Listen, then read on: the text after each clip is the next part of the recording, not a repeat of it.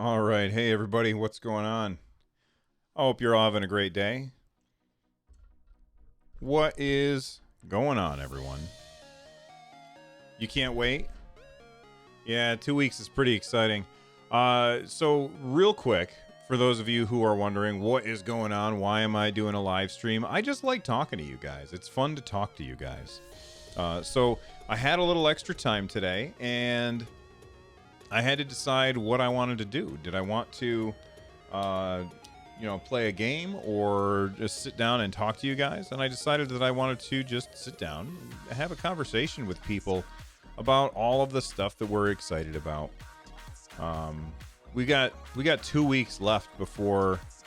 Let me turn this down a little bit. We got 2 weeks before Stadia is here or shipped. But it's still kind of iffy on what exactly that means. Are we going to be getting our shipments on that day, or are they going to be coming before, or are they going to be shipped out on that day? And then it's going to be a mad rush to get our names. I have no more information than you do, but I just wanted to sit down and have a conversation about this stuff.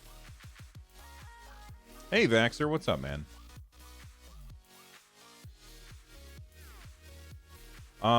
Dawson says, has your founders been charged? No, I have not. Let me look at my... I'm going to check real quick and make sure. Don't be reading my bank account information off of the reflection on my eyeballs, you weirdos. I don't know where it is. There we go.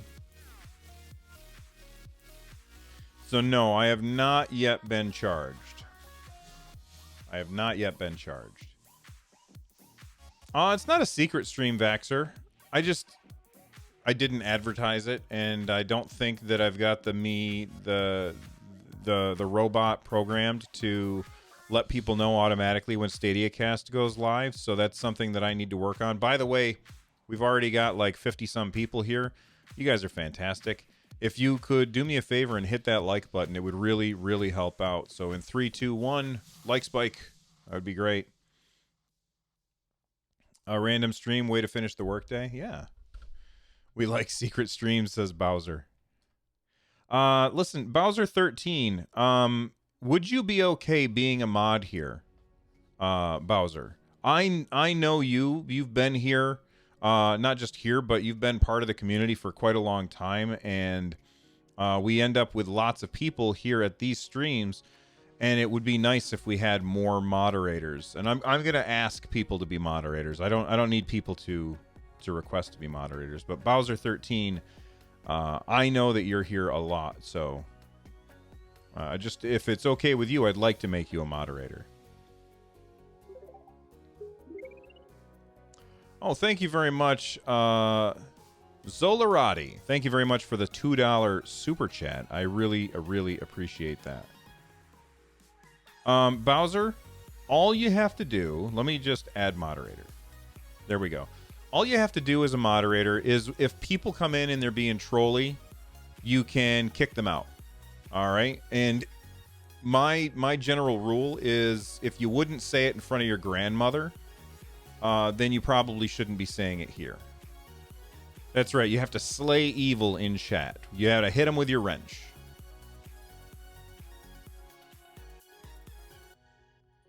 All right. Let me pop out. Do I want to pop out chat? I feel like it's too low over there. I like reading it over here. Maybe I'll get used to it. May the force be with you. Thank you very much, Bowser13. I appreciate it. So, Garvin says, what's the latest on John's interview? I'm still waiting to hear. The go-between that we speak to said that they would let me know as soon as they could. And I'm just trying to be as patient as I can and wait until they let me know. Eric Boyd, thank you very much for the $2 super chat. You guys are so generous. I really, really appreciate it.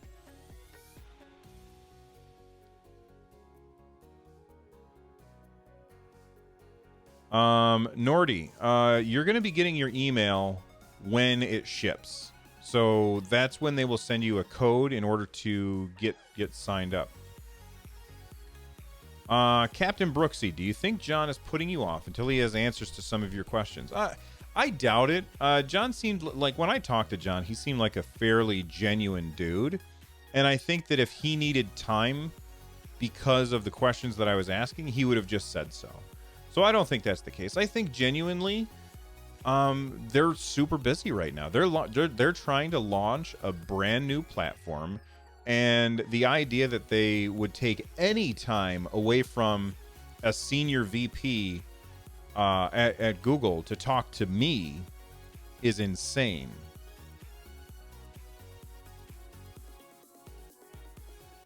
Dawson says, question, Red Dead Redemption 2 PC version added stuff than the console version. Which one will Stadia use? I don't know. I think it's going to be custom. I think it's going to be more custom. I'm not sure what you mean by what they added, though. I can't really answer that. Although I did see today, sometime, I don't remember when, but I did see sometime, it was today or yesterday, somebody had posted something about a list of graphics cards that you need in order to run the game at like full 60 frames per second for Red Dead Redemption 2. And I guess the list of cards were all super, super expensive cards. And if Red Dead Redemption 2 is running at 60 frames per second on Stadia, then I think that's just one more awesome example why Stadia is awesome. Jay Smith, it was Digital Foundry. All right, thank you for letting me know. Jay Smith, did someone start trolling already? I didn't see anybody, but you know, that's why I have mods. It is possible that he overbooked his interviews. I mean, we all do that. So for instance, 143 pixels. By the way, the people who are here already, if you haven't already, please consider subscribing to 143 pixels. I'm going to give you a link to it right now. Anchor.fm/143. Oh no, I got to do the HTTP. Anchor.fm/143. If you guys could do me a favor and click on that link and subscribe in your podcaster app of choice, that would be amazing. That's a new podcast that I have where I interview guests each week about one of their favorite games, and we just kind of have a conversation about like the games that they really, really like. And when I started that podcast, when I started recording that podcast, I put out the call to people, and I have like a little calendar link for people to use to add it to my calendar. And I said, hey, I'm doing this thing. Please sign up. And every single person that I sent it to signed up. And so there were weeks where I was recording 11 podcasts in a week, which was insane. But it was really, really nuts. So I can understand if that's the case of what happened with John, and he's just overbooked. He's a busy guy. He's a VP at Google, so I understand if he doesn't have time to talk to me right now. I wish, because I have people who have said that Bill is a liar. They've said, Bill, you're lying about it. You never had an interview with Google. You were just trying to get more views, and that is not true. I did have a scheduled interview, and it just got canceled. And there's that's the kind of thing that happens, and there's nothing you can really do about that. You just have to be understanding. David says, I had my third call to Google support recently. Ended up with them telling me that I will have my product before the 19th. Still extremely worried that I won't receive it before launch, however. I saw this tweet today. This tweet said, let me bring it up. Actually, I can do it from here.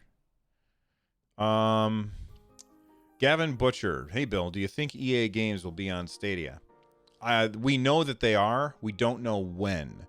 That's the thing. We don't know when they are. Like, when Phil Harrison, and I'll get back to that tweet in a minute. When Phil Harrison was standing in that giant white room, and he was surrounded by all of those logos of publishers, EA was one of those publishers. And I think EA Sports was one of those publishers, too. So I do think that we're going to get games from EA, on Stadia. I don't understand why they haven't mentioned anything yet. I do know, look, here's my guarantee to you. FIFA is going to be on Stadia. Now, why would I say that? I believe, and I could be wrong about this, but I remember reading about this a couple years ago, so maybe it's not the case anymore, but I believe EA is contractually obligated to put FIFA on every platform that comes out, or they might lose the license to make FIFA games. So I'm sure that we will get a FIFA game on Google Stadia. Whether or not they support other stuff, I don't know. I really hope they do, because I want Apex Legends on Stadia. I want that. I think it's going to be fantastic on Stadia. I want the new Star Wars game on Stadia. I want Battlefront 2 to be on Stadia. I know that there's a lot of people that kind of poo-poo Battlefront 2, but that game is dope.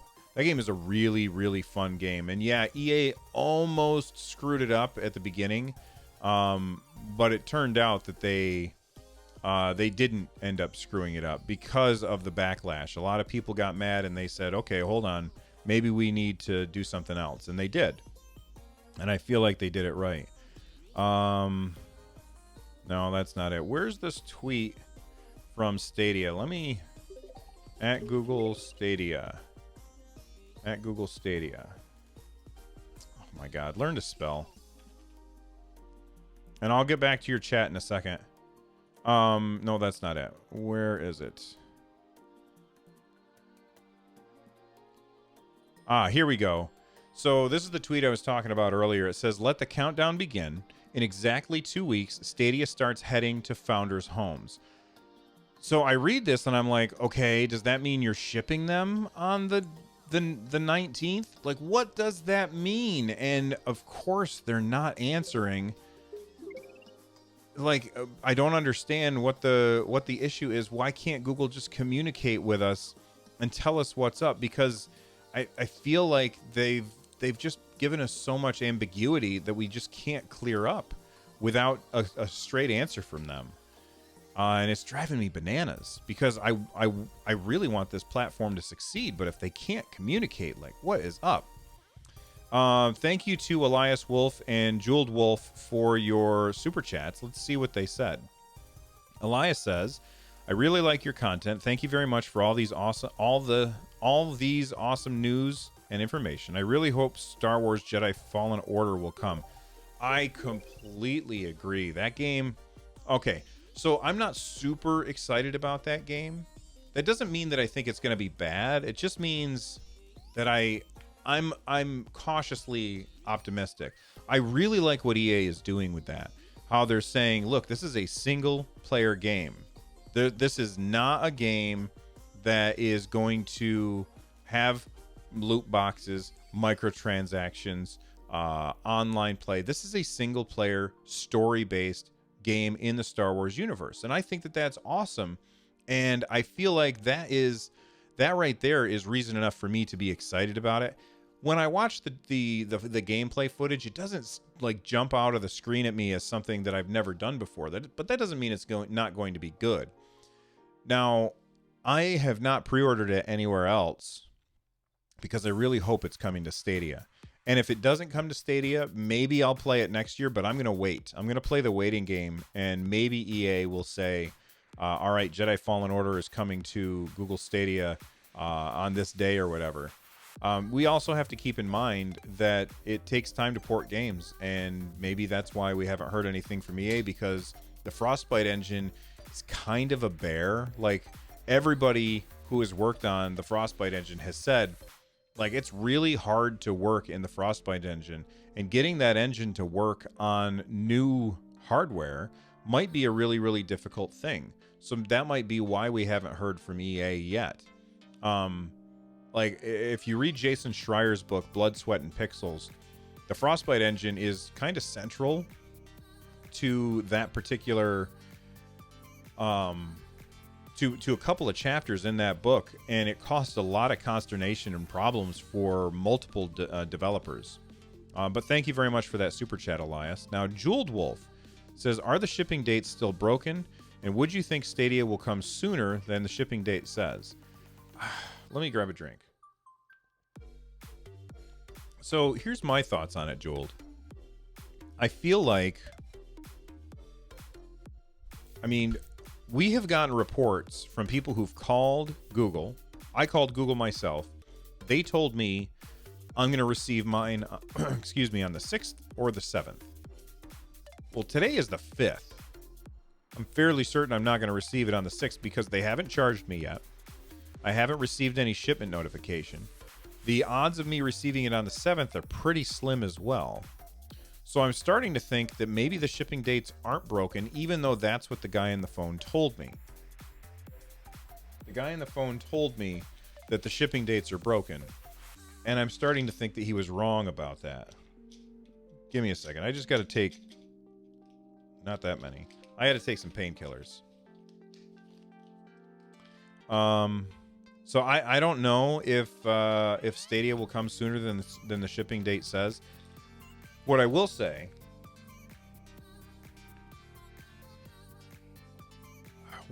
about that is that here's what I'll say about that. The let's imagine for a second that it doesn't come until after Stadia launches. As long as the founders all get to play on launch day with our own devices, then I don't think it really matters, and it's just a blip. You know, by the time it shows up, you're going to be playing games, and you're going to forget all about the fact that you had to wait a little bit of extra time in order to play those games for the first time. But it is still irritating.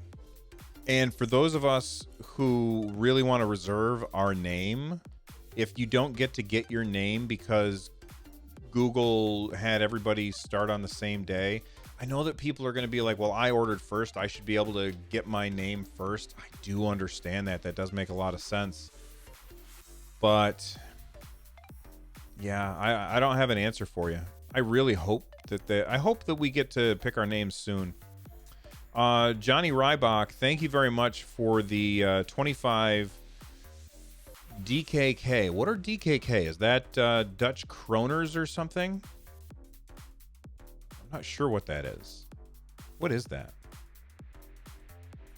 Anyway, thank you very much for the super chat. I appreciate it, Johnny. All right.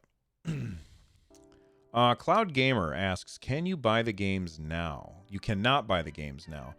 I understand why some people might want to pre-purchase games on other systems, but pre-purchasing games on Google Stadia doesn't really make any sense. It's not like you have to download the game ahead of time.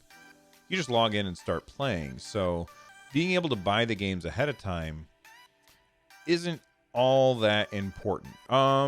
Did I just see a recent tweet from Ryan Wyatt about YouTube Live? No, I did not. I follow him, though. Ryan Wyatt.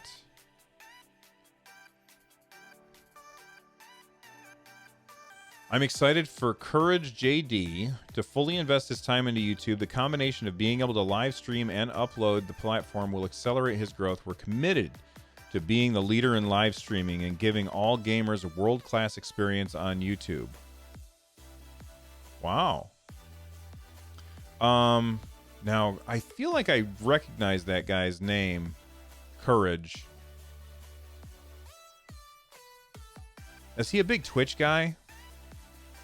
Or he was a big Twitch guy, maybe? I think that's a big deal. That's kind of like when Mixer is going after Shroud and Ninja and that other guy whose name I don't know. I don't know. I think the biggest problem with YouTube and live streaming is their interface is just really not there for discovering stuff. When I like, so for instance, I was like, oh, I want to watch some Destiny 2, right? I had finished my workout in the morning. I was eating my breakfast, and I was like, I'm gonna see what Destiny 2 is like because I want to know more about that game. So I went to YouTube, and I was like, I'm gonna see what streaming it is like on YouTube because I'm gonna be streaming a lot on YouTube with games. And I thought, let's take a look at it. So I went to YouTube, right? And once I got there, I typed in Destiny 2, and sure enough, it brought up the game. So then I have to click on the game, and so now it shows me the games that are a bunch of things to click on, and then I click on live, right? So now I click on live, and it shows me a bunch of people who are live streaming Destiny 2 right now, which is cool. Except the other day, all of these were like Russian, right? And I have it set right here to my region, but every single stream that I looked at the other morning, they were all Russian streams, and I had it set to my region. I think that YouTube they need to make sure that you can't, that it is impossible to stream to some other region when you're not in that region. Like, I find that ridiculous. Or, you know what? Give me another thing where I can say, okay, instead of my region, my language. I only want to see English language ones. Because that was really frustrating to me. It's very frustrating when I wanted to find a stream and I couldn't quickly find a stream. Whereas if I go to Mixer, if I go to Twitch, it's 2 clicks. It takes me 2 clicks to find a stream. It shouldn't be that difficult. And I know YouTube is not live streaming first. Ryan did another interesting tweet. Really? Let me look. Let's go tweets and replies.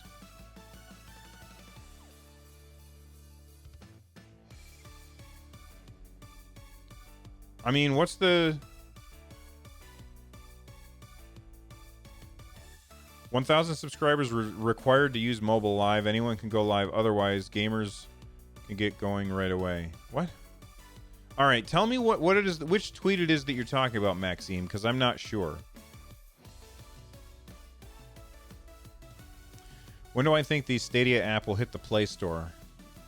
Well, I mean, Google's directly in charge of that, so I don't see them putting out the Stadia app before the 19th.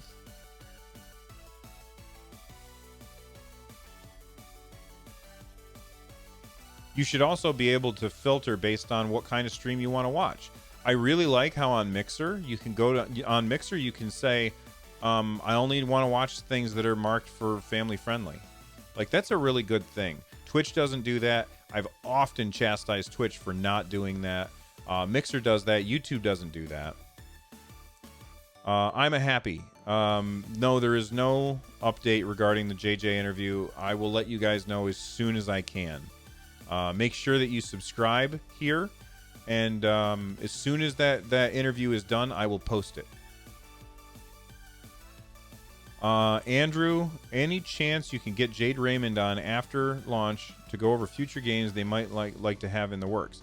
I absolutely would love to speak to Jade Raymond. If you guys want Jade Raymond to be on Stadiacast to talk about stuff, for me to interview her, then you should let Google Stadia know. Let them know that you would like to hear Jade Raymond be interviewed by me. All right? We're excited to accelerate our live products in 2020. I didn't see that anywhere. But he tweeted a lot in the last 24 hours. Well, I don't see where it is. Thanks for the sub, Baraka.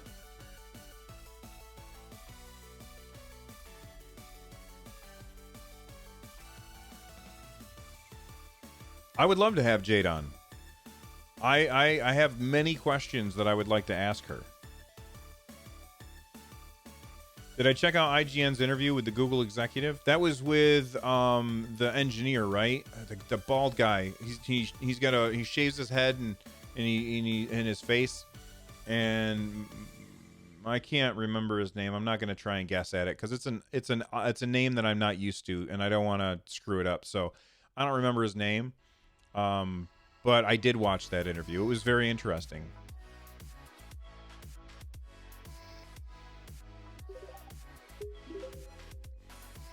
Thanks for the sub, Thomas. I should share out the fact that I'm streaming.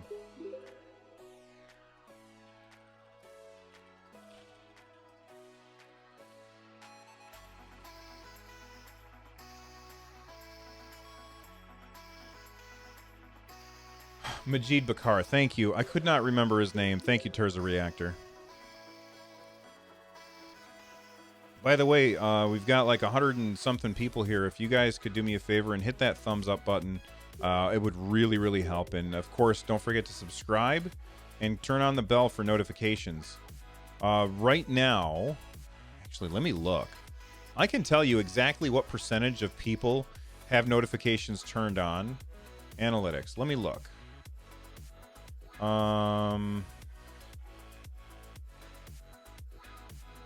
Reach. Engagement. Audience.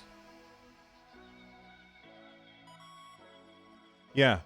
Only 22% of people have notifications turned on. So that's a lot of people who don't get notified when I do a new thing. Welcome back, Vaxxer.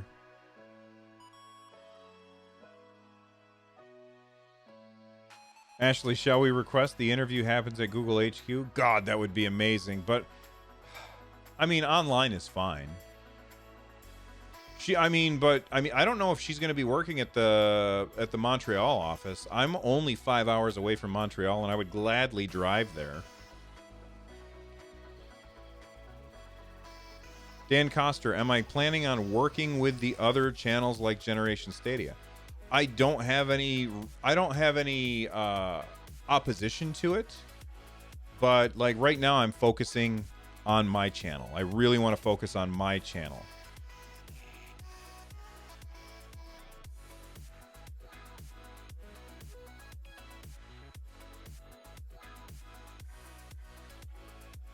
Well, Zintho, that's why you don't put notifications on for everyone you watch, just me.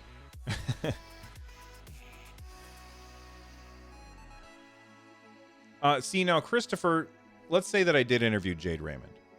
And let's say that I did ask her if Death Stranding would be coming to Google Stadia. I'm going to tell you exactly what her answer is going to be. We don't have anything to announce at that time. It's not even our game. This is something that they would announce either in a future Stadia Connect, or Mr. Kojima himself would announce it. So I don't like asking when is this game coming to Stadia is always going to be kind of a waste of time, because they're not going to answer that question until they have a specific announcement to make. That's why it's much better to have open-ended questions where, are there any games that are coming that you can announce? Like, then they could tell me, because if I ask specifically about Death Stranding, they're most likely just going to shut it down.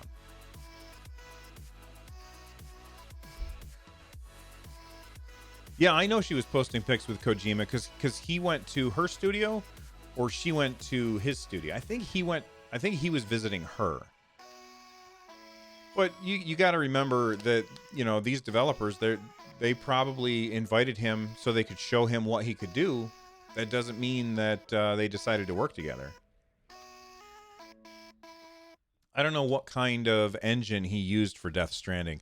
That game is not interesting to me at all. Like, not even a little. But then again, I don't have any affinity towards Mr. Kojima. Not that I think he's a bad guy or anything, but I've never played any of the Metal Gear Solid games. It's funny. I met David Hayter this weekend. He's the voice of Snake. And I met him this weekend. He seemed like a super, super nice guy. But I've never played any of his games. So I felt a little bad. No, I don't want to fight monsters with the P.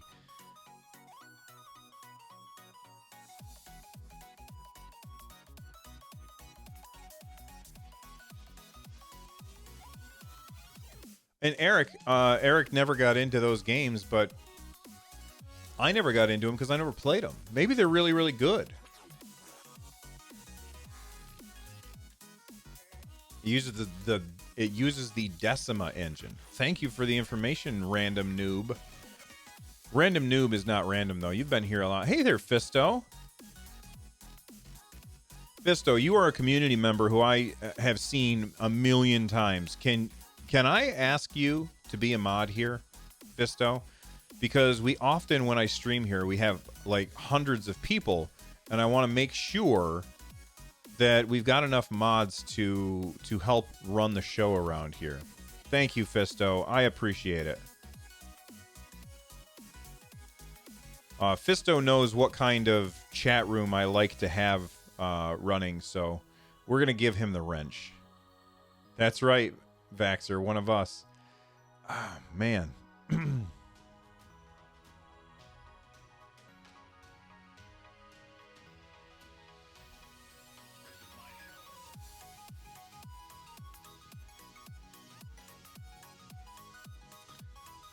Bill, if we had a choice, would you rather have Discord integrated into Stadia or just a solid first-party chat platform, maybe integrated into Hangouts or something?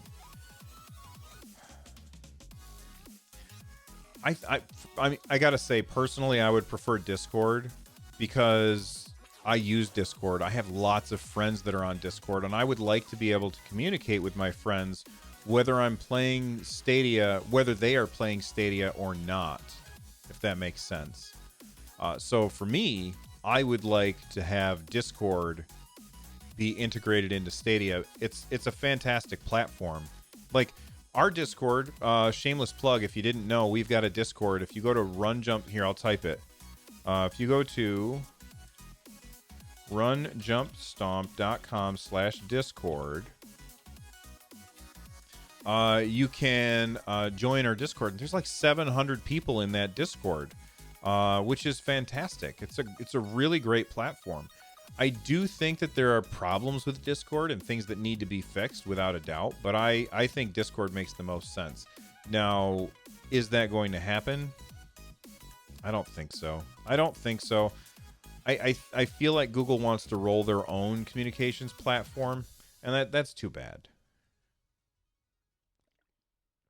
Florian says all Kojima games are very cinematic. You need a lot of time to play and watch all of the cutscenes to get all of the information on the game. That makes perfect sense because he just announced that he wants to start making movies. A question not related to Stadia, but when Stadia released, what are your plans for the channel? Well, Dan, I'm going to continue to have these conversations where we sit down and we talk about the games that are going to be played on Stadia. I'll talk about Stadia news, all the time. Lloyd and I will continue to do our Sunday shows, but I'm going to be like, this channel is mostly me doing stuff, and Lloyd is on the Sunday shows for now. He just doesn't have time to do all the extra stuff that I do because he's super busy, and his work schedule keeps him super busy. But I'll also be doing live streams here of of games that I'm playing. Let me just adjust this. There we go. I'll also be playing games here and hopefully playing with you guys and you know, going through and doing crowd play where you guys join in and we have a blast. So I'm super excited for when that happens. Like, what I really wanted to do is I wanted to play a game and have you guys watch. But every time that I've streamed a game from this channel, people get mad at me because I'm not playing on Stadia. So once Stadia comes out, I will be definitely streaming games from here. Big Daddy Kill, any news on shipping? No, we don't have any news on shipping yet. We talked about that a little bit earlier. You can rewind to find out. But thank you for the question, Dan. Thank you for the question, Big Daddy Kill. Man, hey, that's a franchise I would love to see come to Stadia. Is BioShock. I thought BioShock was fantastic, and I would like to play it again. I don't know why the trilogy hasn't come to Switch. It should.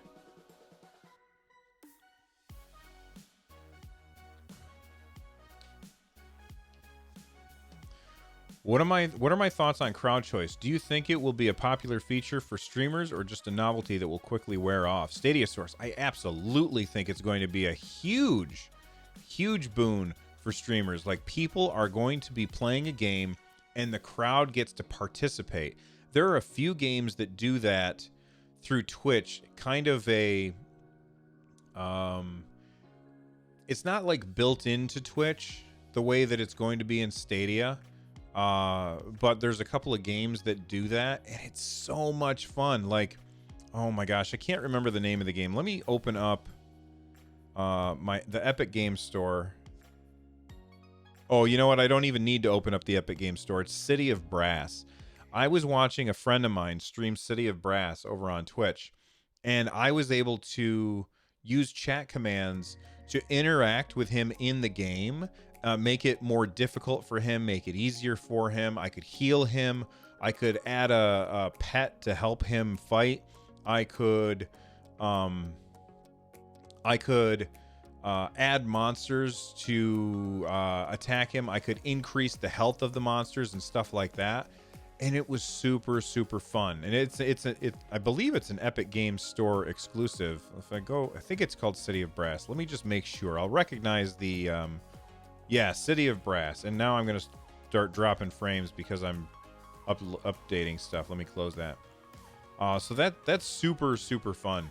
And I think that sounds awesome, and I think it's going to be a huge part of streaming on YouTube. If they can get the UI right. If they can't get the UI right, then I'm really nervous.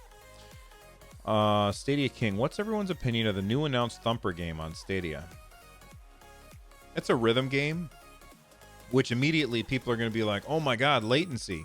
But what people tend to forget is that those games, those rhythm games, they actually will let you figure out your latency to begin with. So, for instance, on the Nintendo Switch, there's a rhythm game called Cadence of Hyrule, and when you play that game, you at the beginning you do a couple of inputs, and it's like, "Oh, hey, all right, now we know what your reaction time is like." So Thumper is going to be perfect for Stadia because they're going to calibrate based on what your latency is, and then you get all of the cool graphics. I think Thumper looks really cool. I do think that the best place to probably play Thumper is on PSVR, just because it looks really cool in VR from what I understand. But if you're not going to play it on VR, then I guess Stadia is probably the next best place. Dan says, I have another question, because there is a feature called couch gaming, but there are not a lot of games that are able to support it. Can we expect more of these games? I absolutely think we're going to expect a lot of these games. Elias, how long am I streaming today? I don't know. I haven't decided. It might depend on my wife walking in and saying, we're going to go to Taekwondo tonight, because we can't go later on this week because we're super busy. But I don't know. As it is, I checked my calendar like 4 times, worrying that I was going to miss something. But I actually have a day where I didn't have to do anything, so I decided to chat with you guys. Although that's not true. I do need to play more of Luigi's Mansion on my Nintendo Switch because I'm going to be guesting on Nintendo Shack tomorrow. So I do need to play more of that game. And I would have streamed it, but everybody gets mad whenever I stream anything that's not a video. They're stream a game on here because they're like, "Is this on Stadia?" And it's not, and then they get mad at me. Baxter says better check it again just to be sure. And I know that he's trolling, but I still have to look. I have to look again.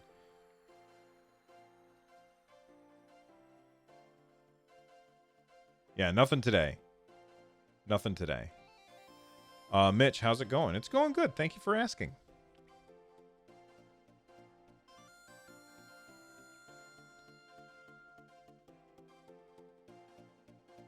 Darren Pogue, you have a job, a family, a podcast, multiple shows. How do you have time to play any games? I don't have as much time as I'd like. Well, you found the answer. I don't get to play games very much. I get to talk about them, and I really, really like talking about them. I like just sitting here chatting with you guys. It's really, really fun.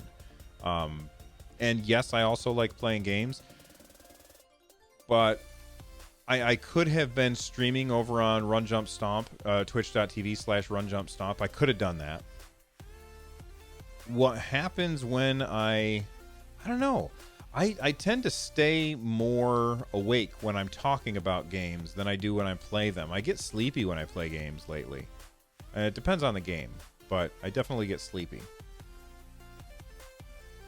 Corn, did you get the pre-order? I did not get the pre-order. Well, I mean, what do you mean, did I get the pre-order? Hendo, yes, I saw it.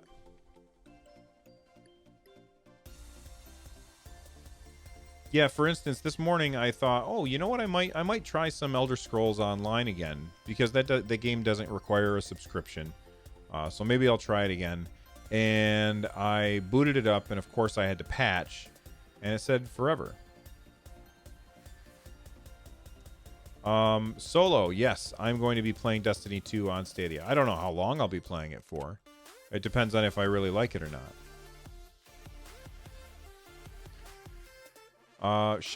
Dutch Shadow, what kind of Stadia exclusives would you like to see? I want to see games that can't be done on other hardware. That's what I'm most excited for. I don't actually want exclusives. I want people to be able to play the games wherever they want to play the games. I personally want to play most of the games on Stadia or on Nintendo. But I do know that there's things that Stadia can do that other platforms cannot. And that's the kind of exclusive that I want to see on Stadia. Don't get me wrong, I do think that exclusives are good for Stadia. But I want these exclusives to be something that shows off why cloud gaming is the future. That is more important than just having a game that you can't play someplace else. Because quite often people associate something as some things only have value if other people can't have them. And I hate that. I hate that mentality. That mentality is just wrong. Thank you very much for the new sub, Christian. I appreciate it.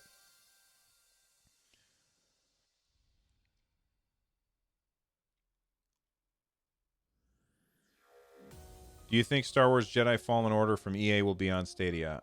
John Sebastian, I talked about that earlier. You're going to have to rewind and watch the beginning. Sorry, man. Do I play any sports games? No, I do not play sports games. I don't care about... Well, okay, that's not true. I play Super Mega Baseball for every once in a while. That's a fun game. I don't like real sports games. I don't like games that are simulations, if that makes sense. I like games that are more arcadey and over the top and ridiculous. By the way, is my volume okay? Because I'm talking a little bit quieter because I talked a lot today, and I want to make sure that you all can hear me okay.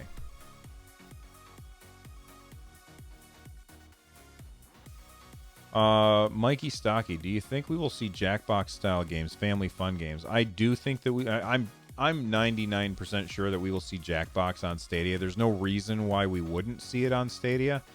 It's on everything else. It makes perfect sense for them to bring it to Stadia, and I eagerly await when Jackbox does come to Stadia. But for me, I will probably buy it on Switch. Just because, well,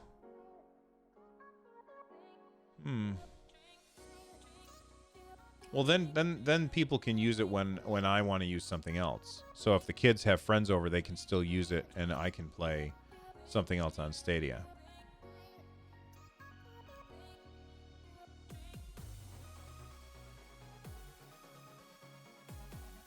Cloud Gamer says Stadia will have a small market. Most gamers will go with PS5 and Scarlet. I think that most, when you say most gamers, I think you mean most people who already have a console. But I think there's a lot of people out there who want to play games, but don't want to buy a console, and don't want to spend the money on a expensive computer in order to have the best stuff. And I think Stadia is a really attractive option for those people, in my opinion. Volume is good. Thank you very much. All right. Well, if that's the case, then I need to talk quieter all the time, because this is a little bit easier. Solo says, I'm one person that can't really afford a new console, so that's the reason why I'm going with Stadia. It's way cheaper and more convenient. I agree.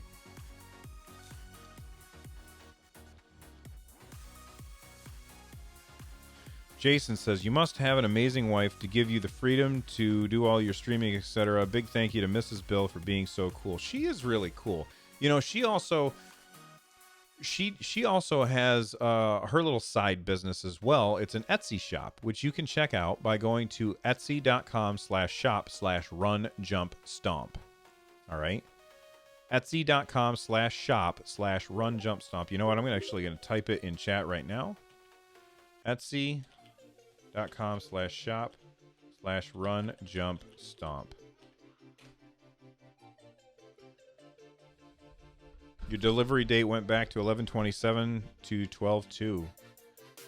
That's right, Vaxer. That is an ad.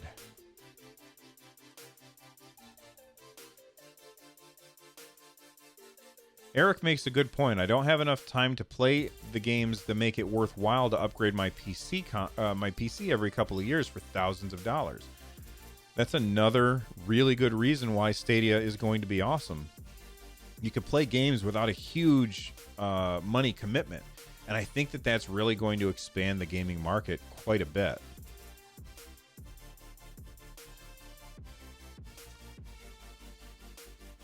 Did Norm from AST scoop you with the John Justice interview? I don't know what AST is. What is AST, Victor?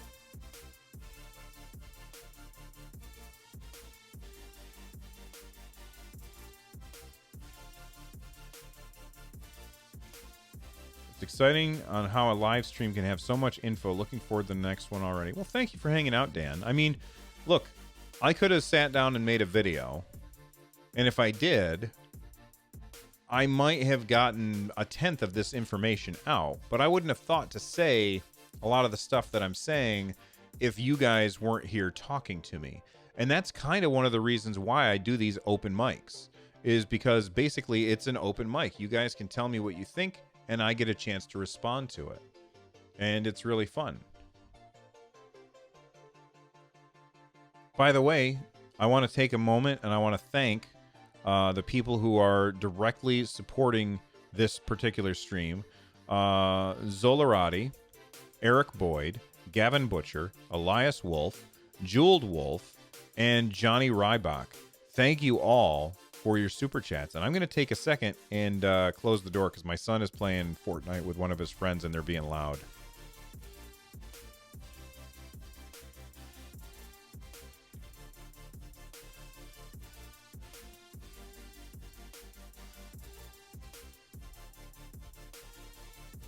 All right, I'm back. X2I going to install a monitor in the back of the bathroom door so I can continue to play with no bathroom breaks. That was a little too much information there, 2XI or X2I.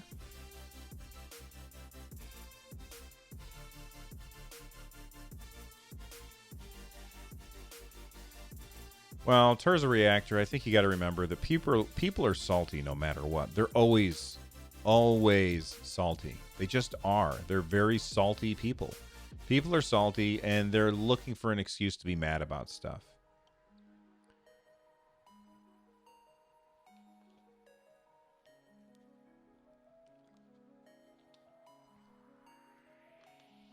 Eric says that the Stadia community has been not very toxic or anti-toxic, even with all the confusion on the launch.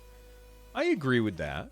Especially, like, I will not tolerate toxicity in my chat. So if people are toxic, I will ban them. So if you are looking for a place that is not toxic, this is the place to come. I know that there's a lot of people out there who will say, all right, well, that person who's being toxic, I want them to be here because that's a view. I don't think of you guys as views. I think of you guys as people. And I have time for awesome people, and I don't have time for toxic people. So if people are toxic, I just boot them. I don't care about the view. I'm not interested in that. Is it nice to have lots of people here? Absolutely. But you gotta, if you are a community, a community, somebody who makes a community, then you want to make sure that you build a chat room that you would be proud of. You get the chat room you deserve. A friend of mine, thank you very much, Dan, for the for sending in something from Europe. I appreciate it. A friend of mine, Tom Merritt, he was actually the coach. If you guys didn't know, I was on America's Next Top Podcaster. So I was one of the contestants on that game show. and Tom was our coach, and that's one of his sayings is you get the chat room that you deserve. So if you want to have a great community, then you have to deserve it. And in order to deserve it, you have to put the community above the views. And I think that that's the right way to do things. That's the way I always do things, and that's why I kick people out.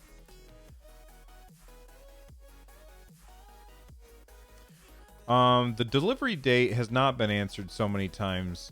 It's been asked a lot, but Google hasn't really said what they need to say. They need to come out and be specific about it. Excuse me. Man, I'm running low on water.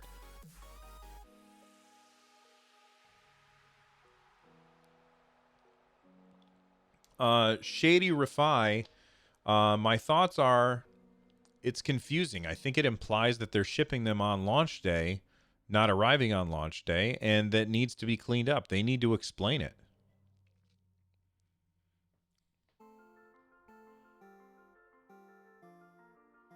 Like, you know what I think? I think Google should hire me. And if they did, I would still be hard on them when they screw up. But I think Google should hire me to be in charge of communications for Stadia. I think that would be good for them and good for me and good for you.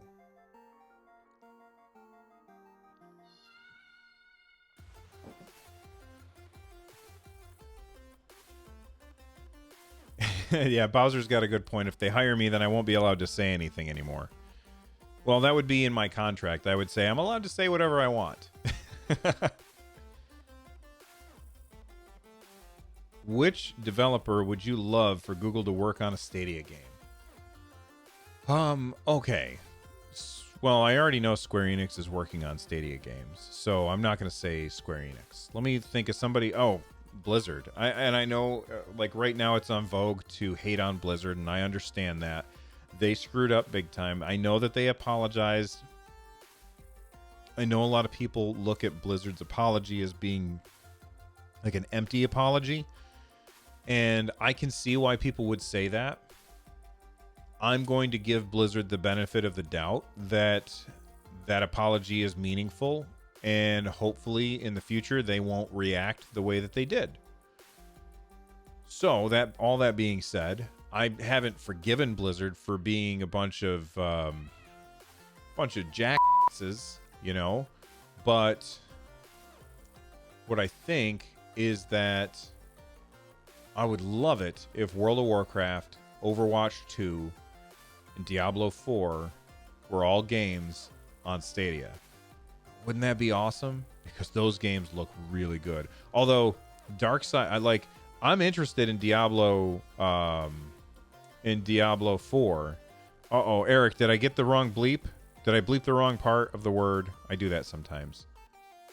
I'm very interested in Diablo 4. I think it looks fantastic. But Darksiders Genesis, is that the name of the game? I think so. What is it? Stadia games. Where is it? Darksiders Genesis. Yes, Darksiders Genesis.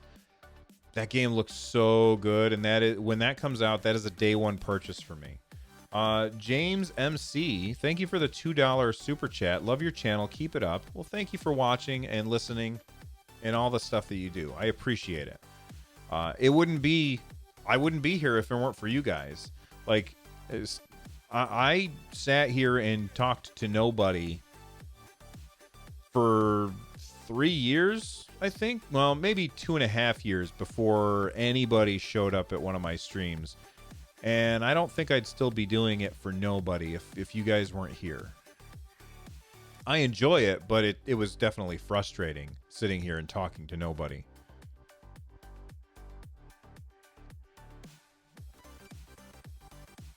Dan, getting Fortnite on Stadia I think it is incredibly important. I think it's very important to get both Fortnite and Apex and PUBG. All of those games need to be on Stadia. That is a very, very important market that Google can make a lot of money on through microtransactions.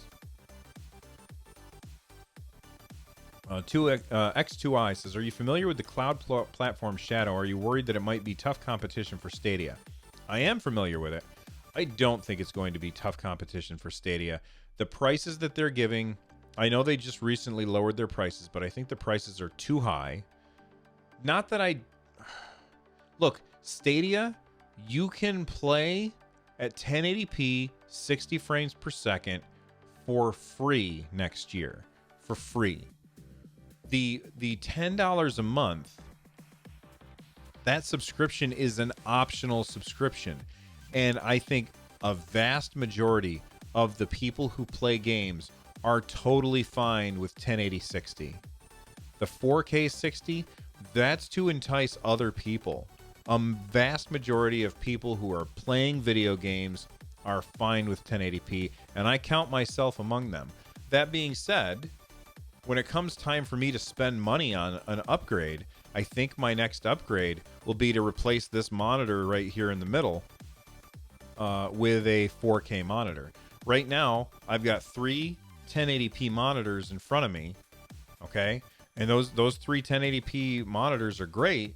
I would like to replace the middle one with a 4K monitor just so I can take advantage of this 4K 60. But once I'm playing the games, I probably won't really care, if that makes sense.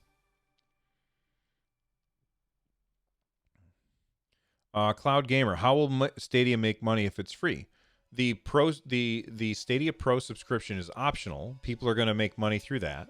Or I'm sorry, Stadia will make money through that. They will, I'm sure, take a cut of every game that's sold.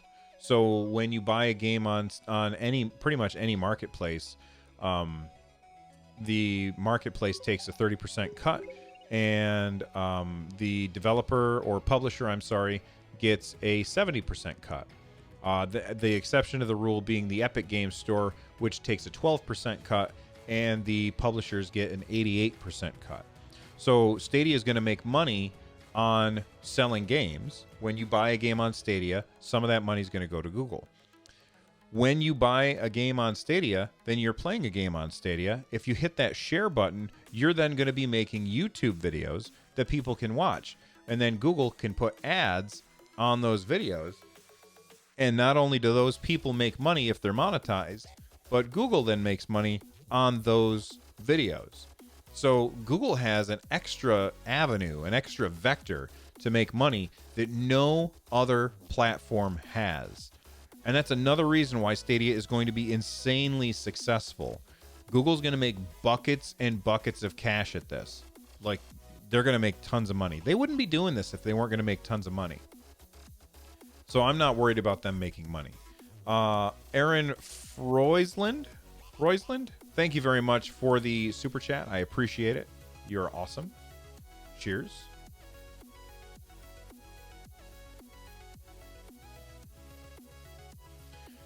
I'm a happy. Don't do it, Bill. It's a pain going between monitors with different resolutions, even though they're the same size. I learned the hard way. Ooh, that's a good point.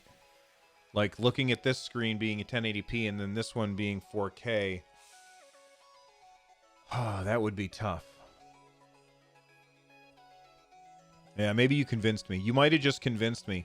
I never thought about that. But like when I first got my first high resolution phone, and then I looked at my old phone, I was like, oh man, that is ugly to look at. So yeah, maybe I won't. What's this? Grand Noodle Light. Thank you for the super chat. They said, love the show, man. I'm curious what you think of the worst thing about playing games on Stadia. For me, it's being limited to 60 frames per second at launch. I understand what you're saying, Grand Noodle. That makes a lot of sense. That doesn't bother me even a little. I understand why you would be upset by that. However, excuse me. The reason why that's a good thing is because they are going to be running the game at 120 frames per second on their servers. And then they're only going to send you every other frame. And this will allow them to have better latency without saturating your bandwidth quite so much. Now, as they improve their algorithm to get it so that it uses less and less bandwidth over time, I'm sure that we will end up getting 120 hertz for our streams. I'm sure that that's going to be coming down the road. Now, you asked me, what do I think will be the worst thing about playing games on Stadia? Trying to think. I don't know. I can't really think of anything that jumps out to me as being a bad idea. I love the idea. My internet is up 99.999% of the time. The only time my internet really goes down is when the power goes out, and I wouldn't be able to play games anyway at that point, except for on my Switch. I'm not really interested in playing on my phone all that much, so I guess that's what I'm going to say for that. But I'm curious what you guys think. What do you think is going to be the worst part about playing on Stadia? Let's all be negative and salty for a minute. What do you think is going to be the worst? I think that at first it's going to be the lack of games. Like, there's not going to be as many games on Stadia as there are on other platforms, just because the engines aren't fully ready for it yet. But that's over time, that's going to evaporate.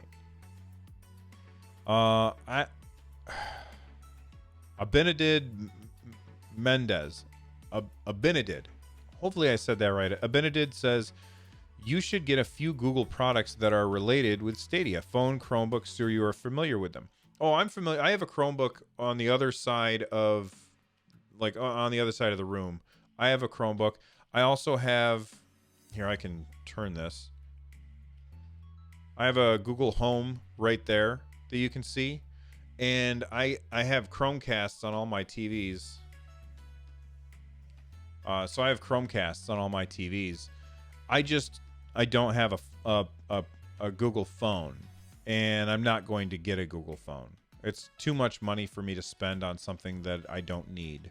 Like, I'm an iPhone guy, and I really, really like my iPhone 11 Pro Max. This thing is fantastic. It's got a wonderful camera, and it does everything that I need it to do. And eventually Stadia is going to be on this as well. So I'm okay not having a Google thing. But I do have a Chromebook. I have Google Home, so I think I'm okay. I think I'm covered. But thank you very much for the super chat, Abinadid. Do you recommend hardwiring a Chromecast versus using Wi-Fi? Is it worth it? Darren, I don't think it really matters. Like, we use a Chromecast, and we've got a 4K TV in the bedroom, and we've got a Chromecast in there, and I never have any problems with it. Like, it always just works really, really well. In fact, since somebody, like one of my viewers, told me that turn on CEC for your TV, and it will just turn on. So last night I was waiting for my wife to come up because she was on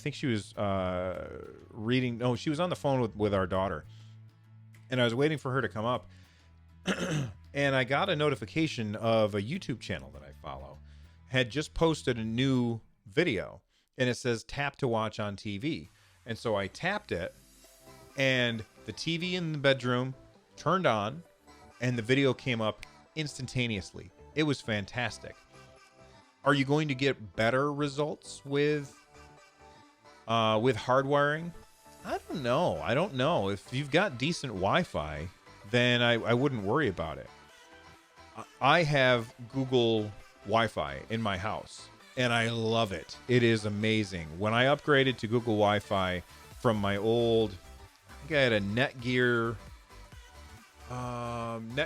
Nighthawk. It had like these 3 stupid looking antennas on the back of it. My wife's, her office. So we have, and I'll get to your super chats in a second. We have our internet comes in on that side of the house downstairs, and my wife's office, which used to be my old office before we built the nerd nest up here, it's all the way on the other side of the house. And she uses Daily Burn. It's this like workout thing. We have a Chromecast on her TV in her office, and whenever she would try and watch that, it would get all stuttery, and it just wouldn't work very well. And she was really, really frustrated with that.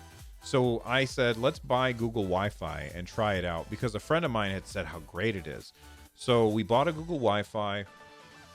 I installed it, and she has not had any problems since, except for once, and it turns out that Daily Burn actually was the problem that day. So Google Wi-Fi is awesome, especially if you have kids, because you can just say, you can just open up the app and turn off their Wi-Fi, and now all of their devices no longer have access to the internet. So, all right, kids, go do the dishes. All right, kids, vacuum the house. All right, kids, go outside. You can just hit a button, and now they have to do that. And it makes your life as a parent so much easier. It's great because there's no argument, and I don't have to wonder if they're still on the Wi-Fi. It's awesome. 2XI, thank you very much for the super chat.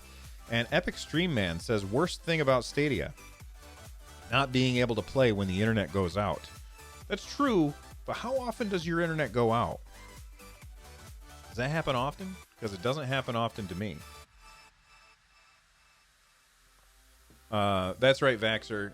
You could just have a dog, and then you don't have to worry about the Wi-Fi, because the dogs don't want the Wi-Fi password.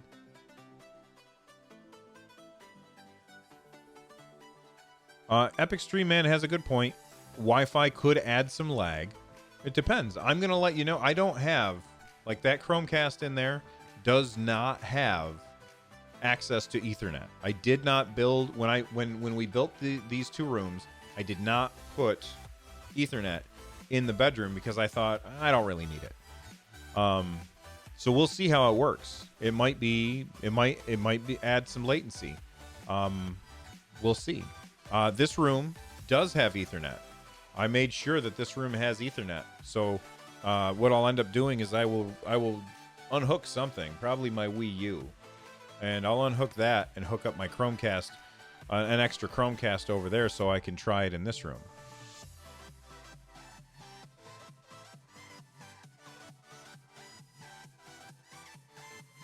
Bowser, I think my cats use the Wi-Fi to plot my demise. I feel like I'm talking loud again. I gotta quiet things down. My voice is starting to go.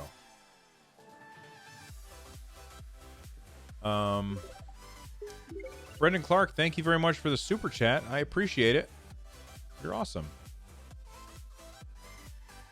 I'm happy. I want the Google Nest Wi-Fi.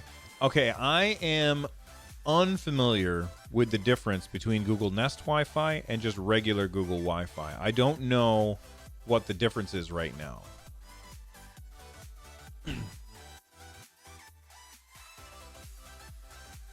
I know that Nest Wi-Fi is the newest one, but I don't know what the difference is. Epic Stream Man, any update on the JJ interview? Still waiting to hear back, man. Google Nest Wi-Fi has the Smart Assistant in it. Okay, so I already have a Google Home, so I guess I don't have to worry about it. It's the same thing, just with a built-in assistant. We've got the Google Assistant in every room, so I don't have to worry about that.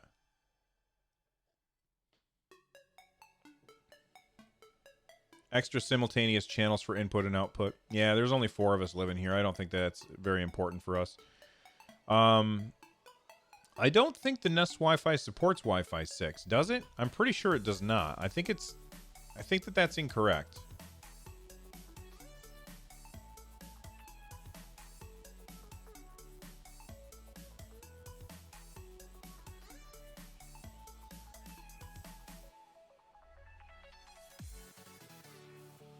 There's a dedicated router on Google Wi-Fi as well. Garvin? Yeah, Garvin. Garvin says, can I talk about some of you who have data caps? If you've got a data cap, then it depends on what your cap is like. You might be screwed. I'm not going to pull any punches. You might be screwed. And the reason you might be screwed is because your ISP has not enough competition. And that's definitely a problem in the US. Your ISP doesn't have enough competition, which it made me even more infuriated. I saw a tweet from the FCC this morning that Sprint and T-Mobile, they're merging. Stupid. Absolutely just asinine. That should not happen. We don't need less competition in the internet service provider space. We need more competition. The FCC needs to come in and they need to break up AT&T, Verizon. They need to split up T-Mobile and Sprint. They need to break up Comcast. They need to break up Spectrum. They need to break all of these companies up into a bunch of smaller, like they did with AT&T back in the day. They broke them up into the baby bells and made them compete with each other in order to lower the price. Not only lower the price, but this would have an effect of, oh, hey, come to us because we have no data cap. I don't have a data cap, so I don't have to worry about that. But it's just asinine that anybody, anywhere, has a data cap. It's not like using bits actually costs. Like, there's bits are imaginary things. They don't actually exist. Okay? So the fact that you can use up all your bits is this just ridiculous thing that these companies have made up, and everybody bought into it because they didn't understand how the technology worked. Dak Ultimac, the current FCC chairman Pai, Ajit Pai is absolutely in the pocket of the ISPs. I believe that 100%. I think he is in the pocket of the ISPs, and that's why it was one of the worst things ever when he got nominated and then approved. But you're right. I'm getting away from video games, so let's focus. Let's redirect. Let's come back and talk about video games.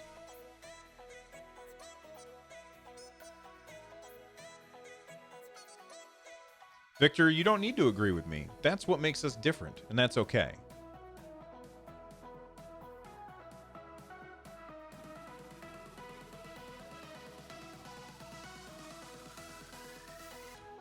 Darren Pogue, think of it this way. If you can watch a video at the same time that your wife and your son are watching a video, then you can probably stream Stadia at the same time. Lloyd Lau wants 21:9. You want a different aspect ratio, huh?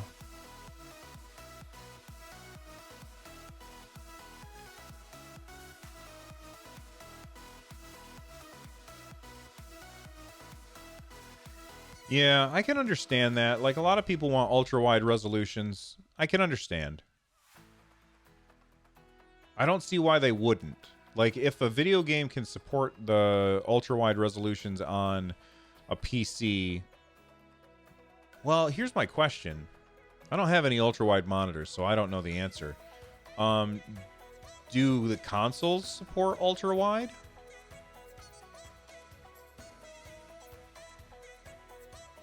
Cannoli do so much. That's a hilarious name. What would be my ideal first-party Stadia game? I kind of answered this before. The short answer is something that can only be done on Stadia, and the long answer is go back and watch to find out.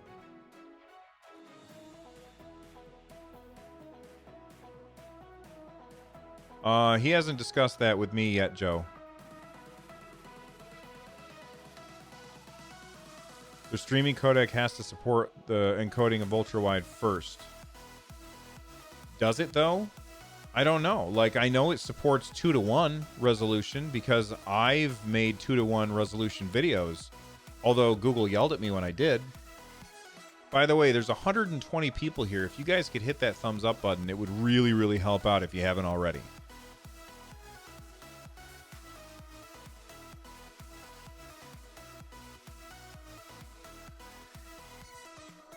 After a launch, things go quiet for a while. What do you think will be the next logical step for Google after Stadia launches to reignite the hype machine? Well, it's going to be to say, okay, this is like we've got 10 features, and 3 of them are ready for launch. So what are we going to do? Well, as soon as feature 4 is ready, they do a Stadia Connect about it, and then while they're working on feature 5. Then the next Stadia Connect is, hey, here is a bunch of new games that are coming. And, oh, by the way, here's feature 5. It's ready now. I think that that's the kind of thing that they're going to do.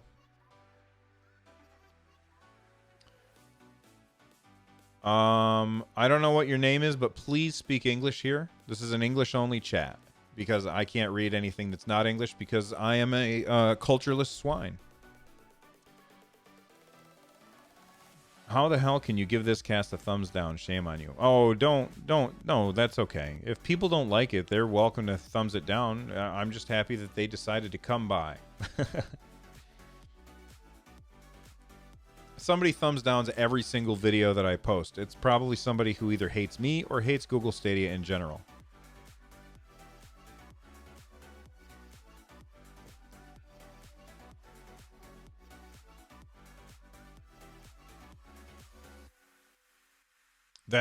John McLaren's got a really good point.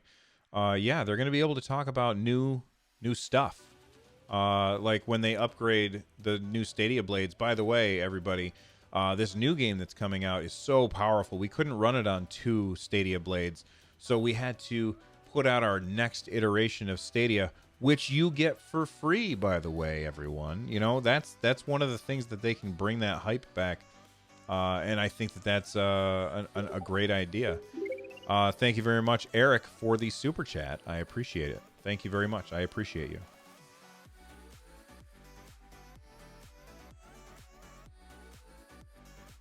First time here, love the channel. Well, thank you very much, Eric.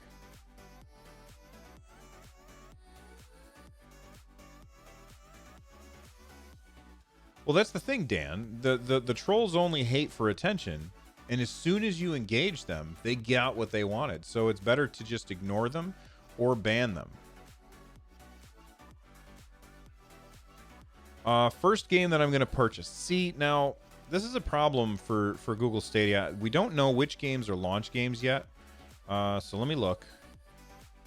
Stadia games. We know what games are going to be on Stadia, but we don't know which ones are launch games.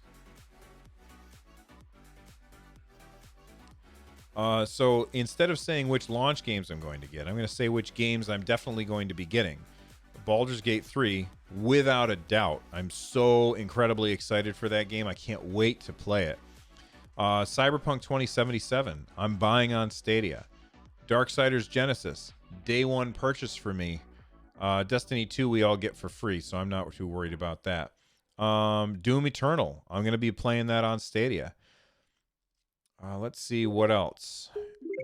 Oh, thank you very much, Corn. I will get to your super chat in a second. Guilt.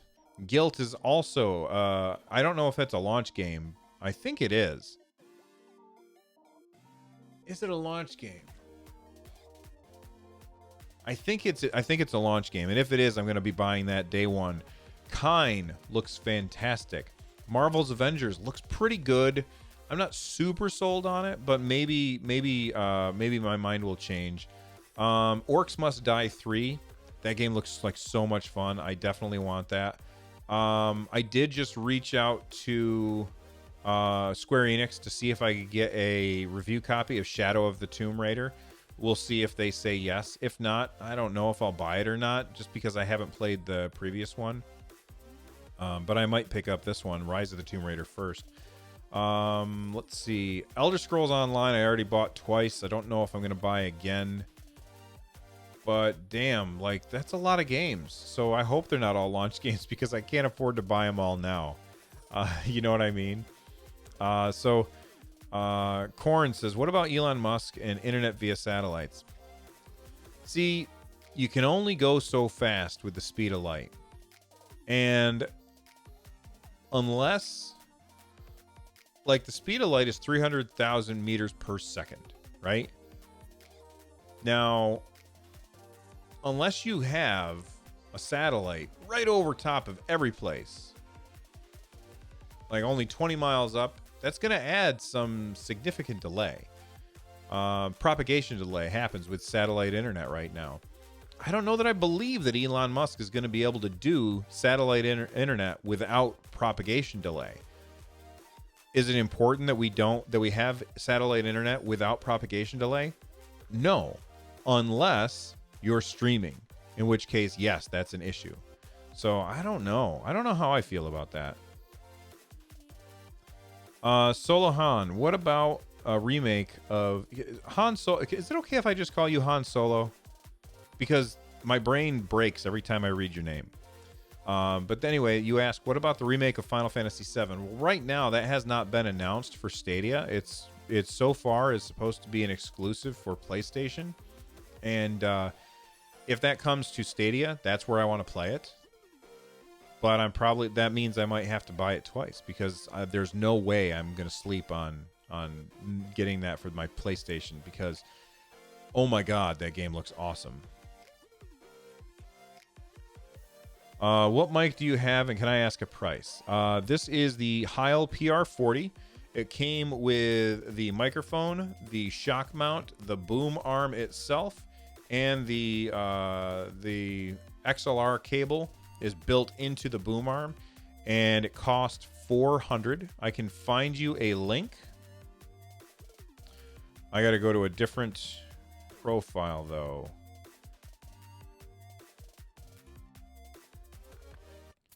It's a fantastic microphone though. Heil PR40. You know what I need to do?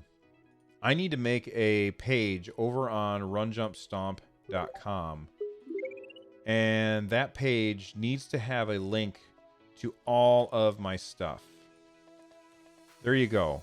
So that is the microphone that I have, and I love this thing. And it goes into a Go XLR mixer, which is fantastic.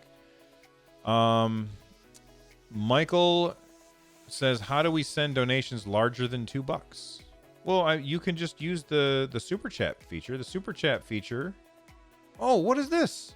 What is a super sticker? What is this? Do you guys see that on yours? A super sticker?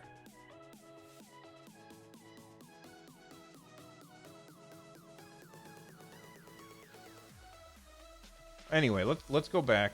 So if you click on this and then you hit super chat, you can change how much your super chat is worth, and it changes the amount. So if you say 10, it changes it. That's how. But thank you very much for asking. And Joel Thompson just did. Is that a super sticker? Joel Thompson, thank you for the super sticker. Thanks for the thumbs up, man.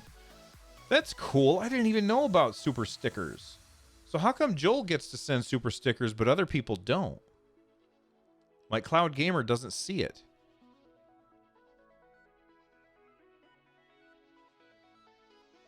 Hello from a former teacher. Well, hello, Alberto. What did you teach? Oh, I do teach, or I do have YouTube Premium. Oh, see, Vaxxer sees a super sticker. John can do it. Okay, so some people can see it, some people can't. All right, that makes sense. Look at all these stickers. That's cool. I like that.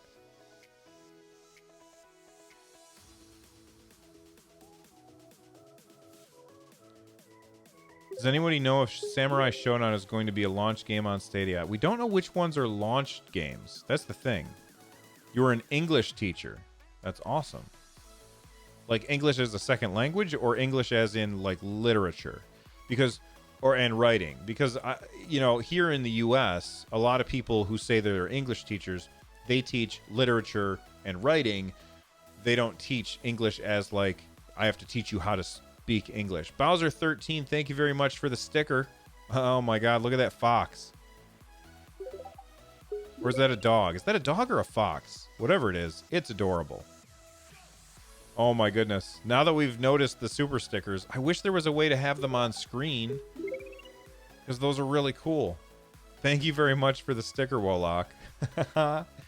It's a fox. Okay. You thought it was a cat. Well, now I don't know. It could be a cat. I don't think it's a cat. It looks more dog-like. Max, I have not been charged for my Founders Edition yet. I'm very disappointed. With this money, you can buy a game on any game on Stadia. That's true. So it shows up on mobile as well. I wonder what it looks like. I want to see what it looks like in chat. Because I always get curious about how stuff works. And as somebody who doesn't get a lot of time to watch others stream, I don't get to see this stuff too often. All right, let me mute my phone. Well, that's not too bad of a delay. Oh, that's cool. That's cool. It looks just like that. You know what I will say is I love that I can go back and look at the old chats that were there before I connected. Although, like, it only goes back to 4:14 p.m., so about 7 minutes ago, which is interesting. All right, let's kill it.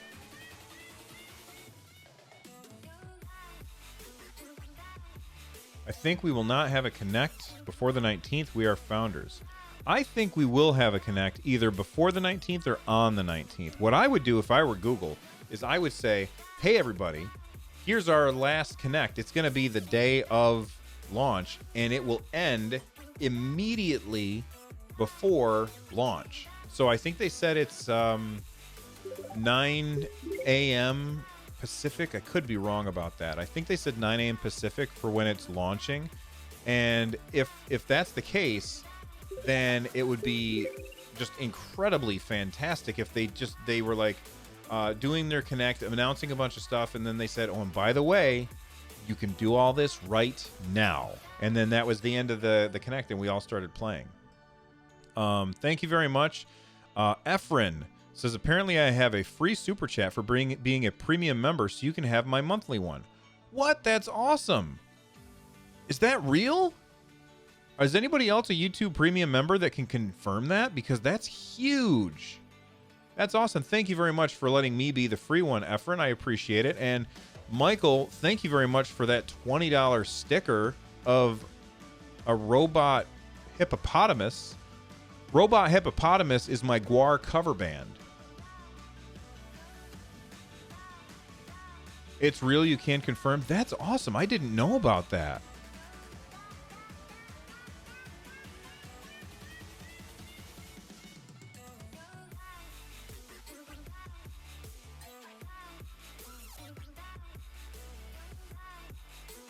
Can somebody please tell me, what is the DKK? What is that? Thank you for the unicorn, Gibbo271. I appreciate you.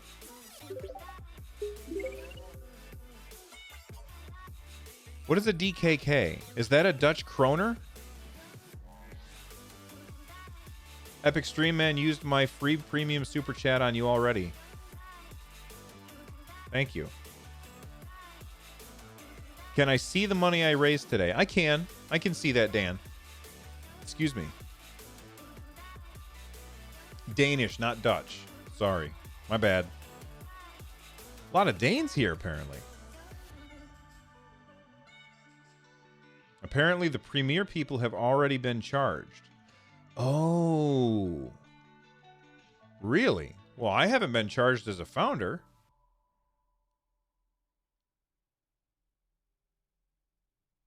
That's interesting. Thank you for letting me know. Let me open up PayPal again, because that's how I paid for mine. Mohammed Osman, I'm super excited for the controller. How about you? Absolutely. I can't wait for that controller. I think it looks great. I'm a little nervous about the D-pad, but I think it looks great. No, I still have not been charged. I've not been charged, and I have not received an email. Let me open my email. Put it over here. Let me open my email and just make sure I have not received an email from Google. I just got an email from Mixer saying that I can monetize on their platform. Thank you, Mixer.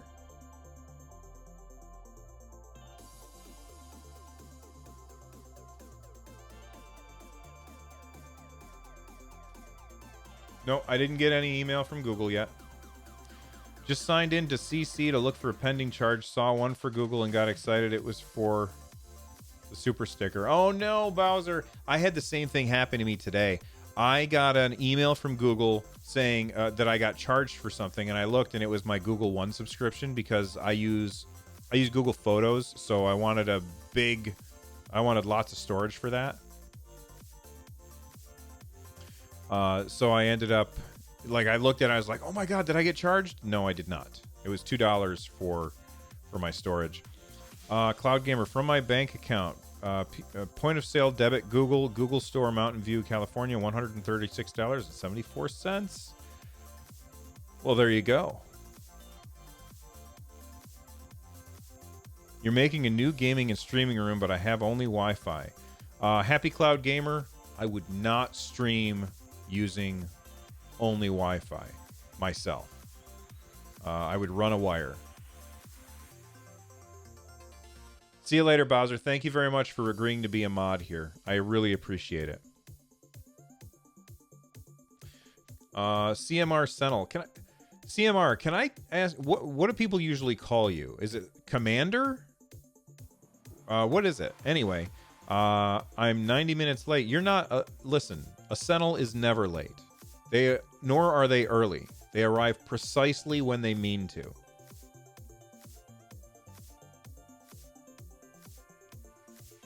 John McLaren, that would be incredibly ironic, and that would make a lot of people angry, and I don't think that that's a good idea.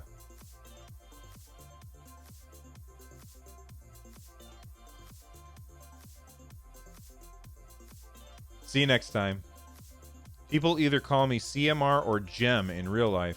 I wish I could remove my surname, Sentinel, because I just want to be CMR only. Oh, okay. I'll try and remember to call you Gem, but I will stop calling you Sentinel.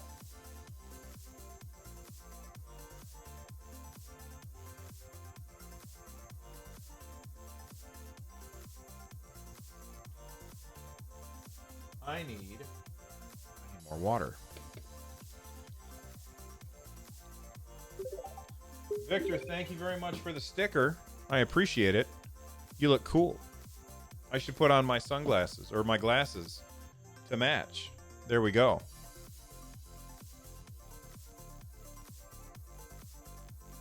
What do you mean, Dawson? There should be a hold for the Founders Edition. That would be back in June, though, right? So let me go back to June. My activity. That would be my activity. PayPal balance. No, that's not it. How do I...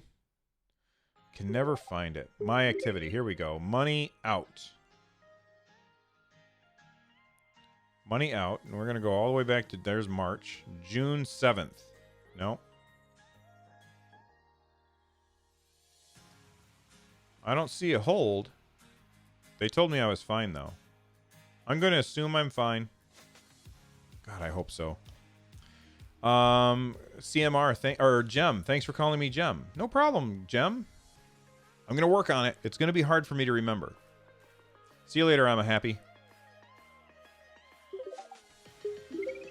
Dak, thank you for all the hard work. Here's my $5, courtesy of YouTube Premiere.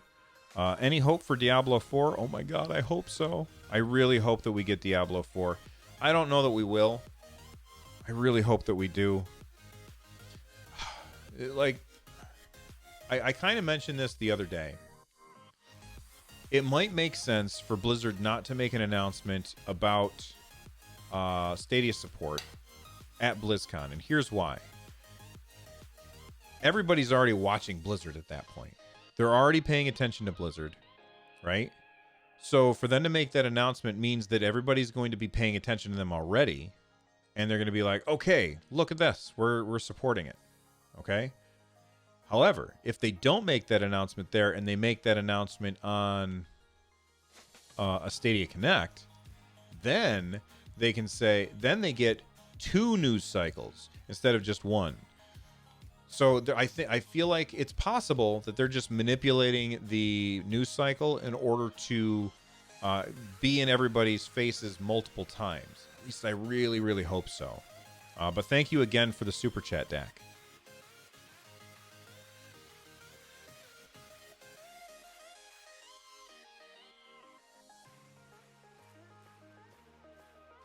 Christopher would love the new Battlefield on Stadia. Isn't Battlefield, that's EA, right?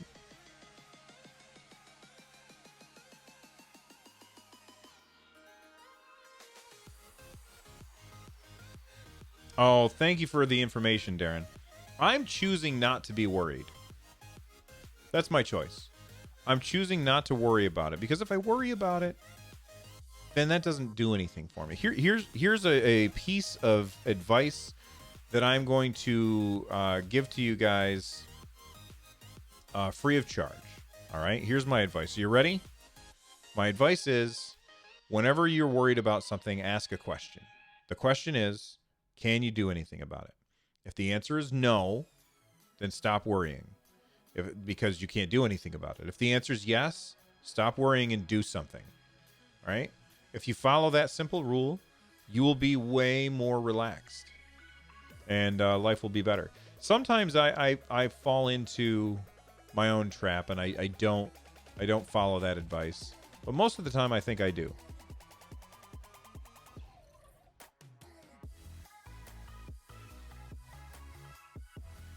David Gallup, I wonder what free game will come with the second month of Pro Stadia membership. That's a great question.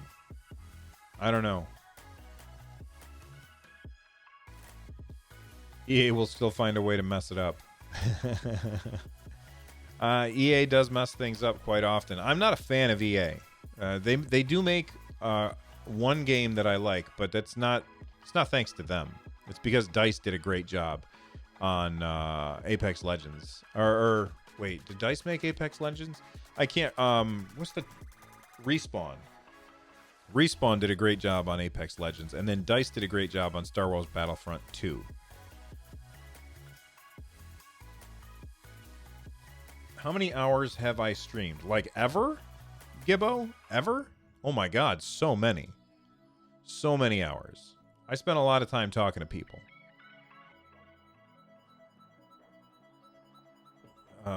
Michael Lee says Respawn. I'm guessing that you've got a bit of a delay there, Michael.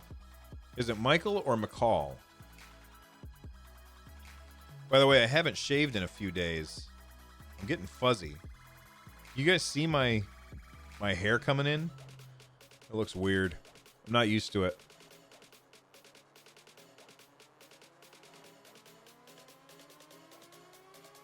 Did I say 300,000? Hey Google, what's the speed of light in meters per second?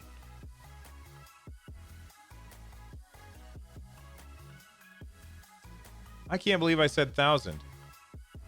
Oh God, I just set off all your stuff. I'm sorry. I didn't mean to.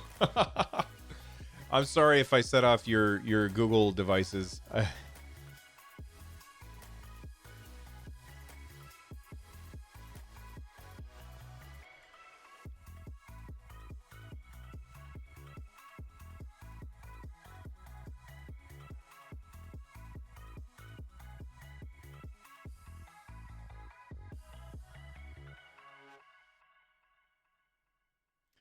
What new and upcoming studio that would work great with Stadia? I would love to see. I mean, they don't make graphically intense games, but I'd love to see image informed games come to, work with Stadia because they make awesome games. It's not always about graphics. They make fantastic games. Image informed games make amazing games, and if you haven't played any of their stuff, you absolutely should. All right, let's find some of their games. Image and form games. What are some of their? Oh yes, here we go. We've got Steam World Quest: The Hand of Gilgamesh. Awesome game. Wait, why? That can't be it. Games. Here we go. SteamWorld Dig 2 is an amazing Metroidvania game. It's just so good. SteamWorld Heist is a fantastic two-dimensional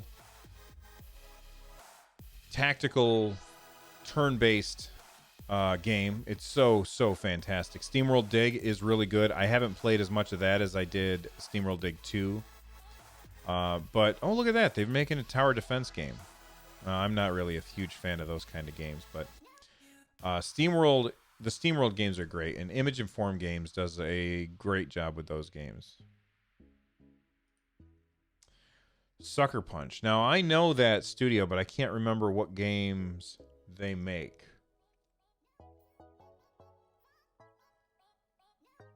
Wonder how Just Dance is going to work on Stadia. Well, how does it work on other platforms? Is Just Dance available on... Is Just Dance available on, like, Xbox? Because they don't have any motion controls. Infamous. Okay. Yeah, I never got into the Infamous series.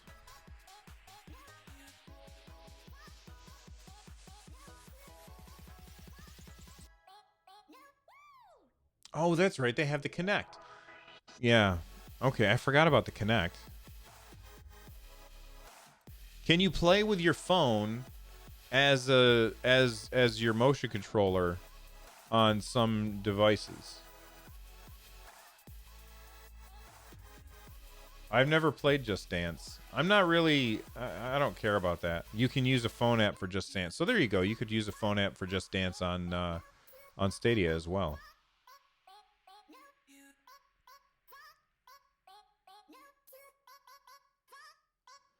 Jonathan, no, we don't have any more information about the interview yet. I will let you guys know as soon as I can.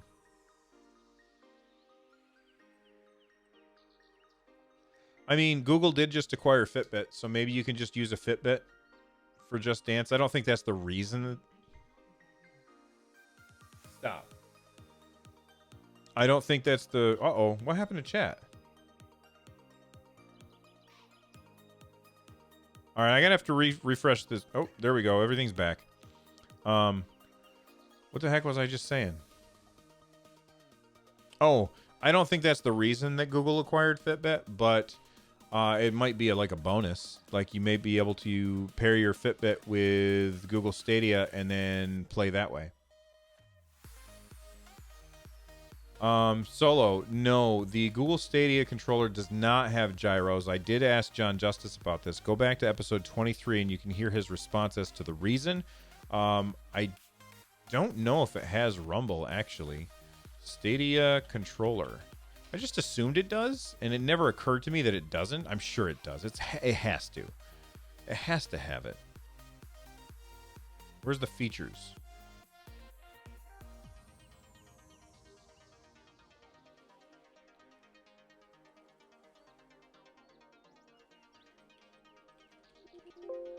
It doesn't say Rumble anywhere on here.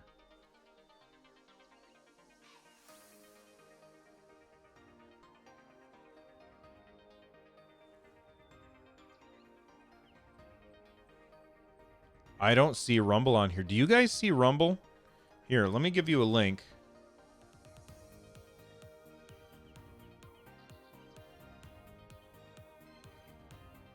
If it doesn't have Rumble, I am going to be very disappointed.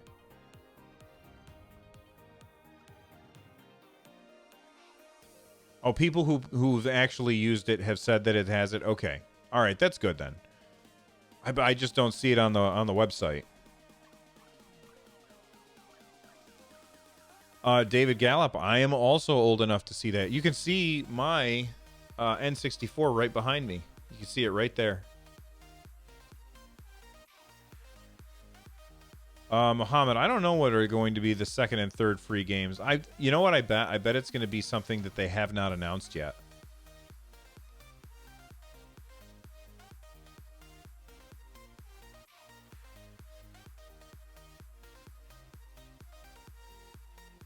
If I have time to talk about it, I'll bring it up, but I doubt I'll bring it up solo, mostly because people have just said that the people who've had hands-on with the controller have said it's fine. AugMC, that's a pretty good bet. Like, I'm not going to disagree with you. I do think an Ubisoft game makes a lot of sense. Ubisoft has been their partner all along. I'm honestly surprised that they didn't go with Assassin's Creed Odyssey at first or something.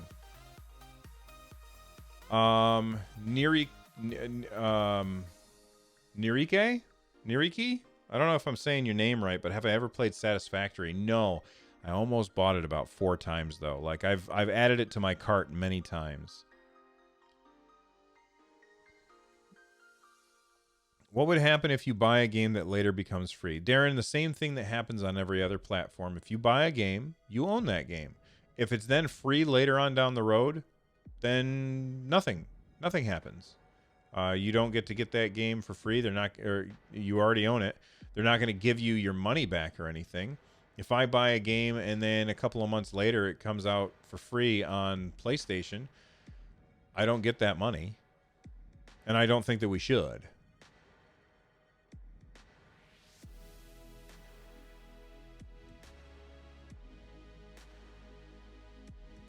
Well, honestly, AugMC, I think Division 2 would make more sense because Division 2 is a game that you can play online, whereas Assassin's Creed Odyssey is a single-player game, isn't it? I think it is. David Glass says, is this thing on? It is, apparently.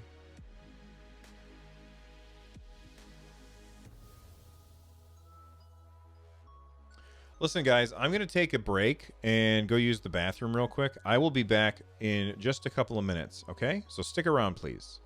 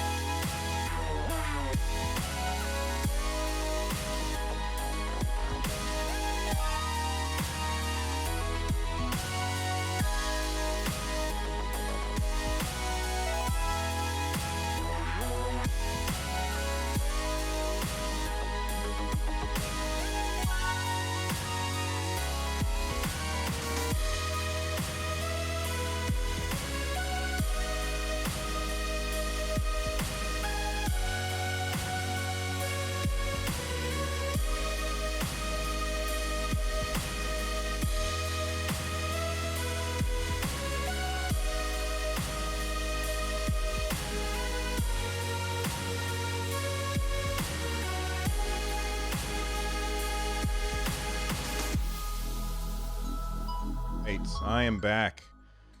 I am back. I miss anything? I did not. All right, let me scroll. Can you plug Ethernet into a Chromecast Ultra? Yes, you can. It's actually in the plug. It's in the like the wall wart, the thing that plugs into the wall. It has an Ethernet port on it. I wish that I had put Ethernet in the other room, but I did not. Great music choice. Thank you, Michael. It is called Artemis by Wantala. And you can listen to all this music for free by using an app called Pretzel Player. So you can see it right here, Pretzel Player. Uh-oh. Where'd that go? Where's the Pretzel Player? There we go. Here, I'll show you.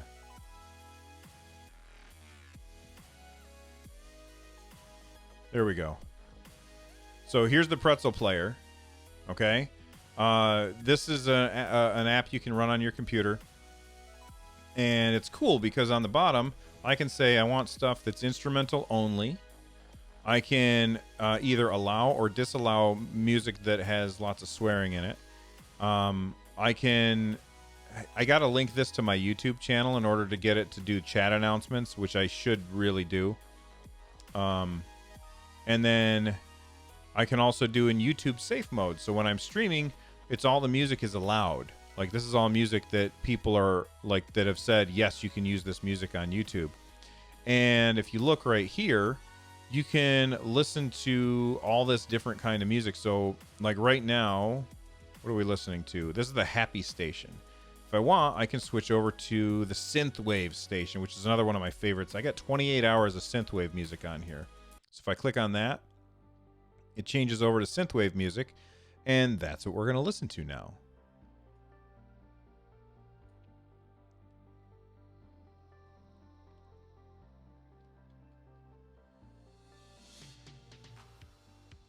It's called Pretzel Player, and it's free.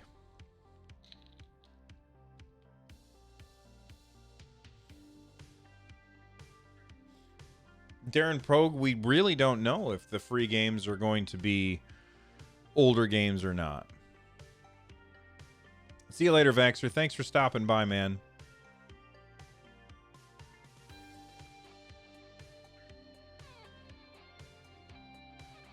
What's a good headset? Looking to buy one for Stadia. Price range is 150 to 200. I don't know if it's good for Stadia, but this is the headset that I use.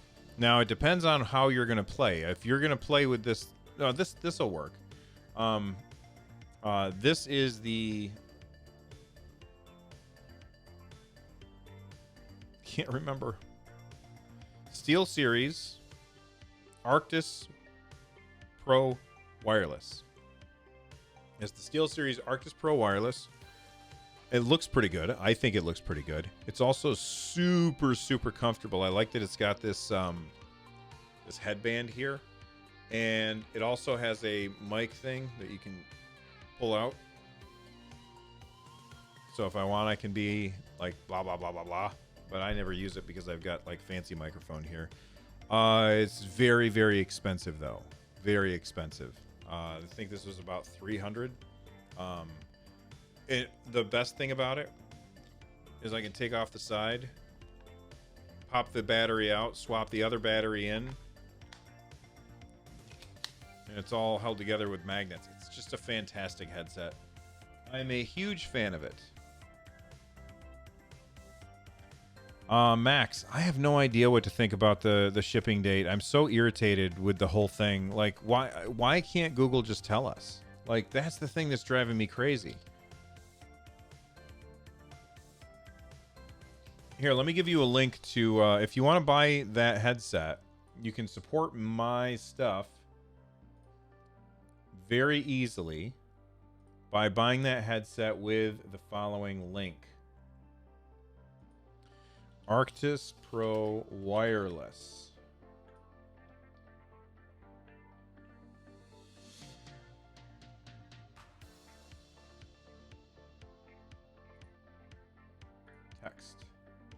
Copy. There you go. And it's 300. It's right now it's on sale. It looks like it's 10% off right now.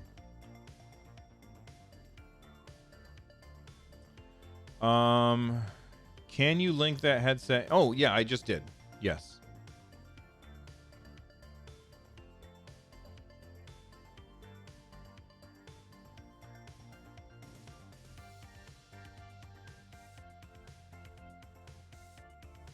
Jack, I teach high school, man. I teach high school.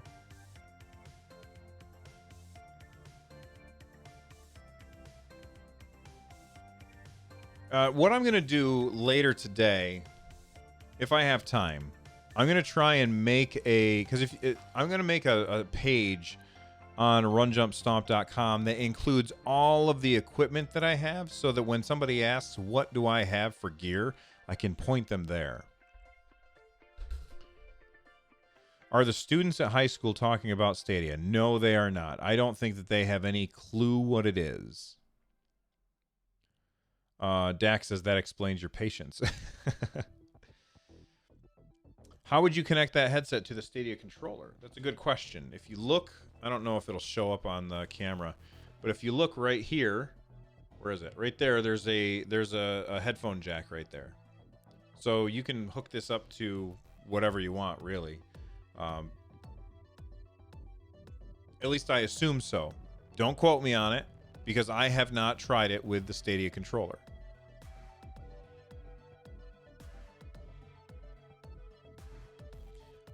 We don't really talk about video games too much at work. I'm so busy teaching them about the Earth and the space and the rocks and the weather. Max, will Stadia work with a mouse and keyboard? I assume it depends on the game. I think some games, I know that some games will, and other games might not. But we don't know if all games will work with Stadia controller. I'm sorry, with a mouse and keyboard.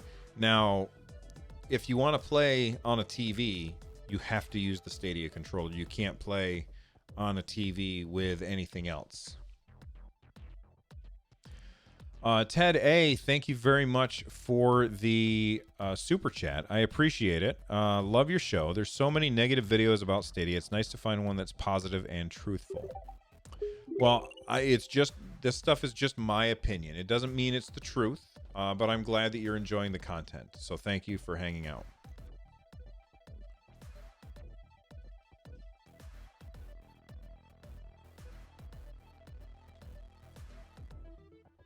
Victor, yes, I teach earth science.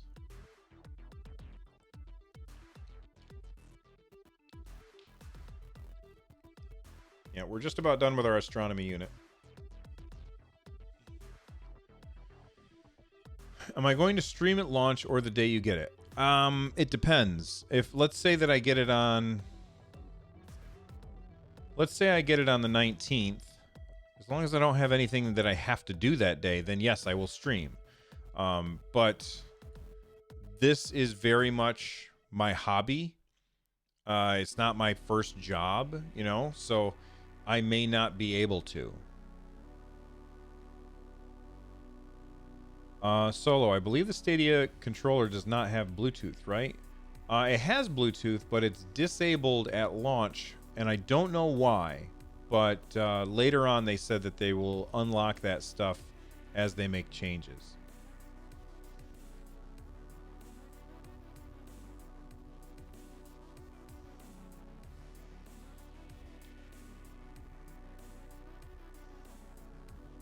Once the Stadia-specific features start to roll out in games, I wonder how it will impact game reviews. That's a good question. I don't have an answer for you. Isaac, I don't know if it's true or not, but people were saying earlier that people who bought the Premier Edition, they've been billed, but the people who've bought the Founders Edition have not been billed. And I am a founder. I have not been billed yet. Trust me, I've been looking at my PayPal balance a lot, and I have not been billed yet.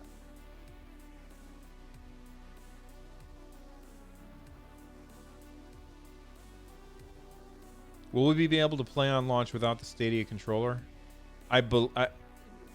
Stadia has tweeted that we will be able to. So, only time will tell.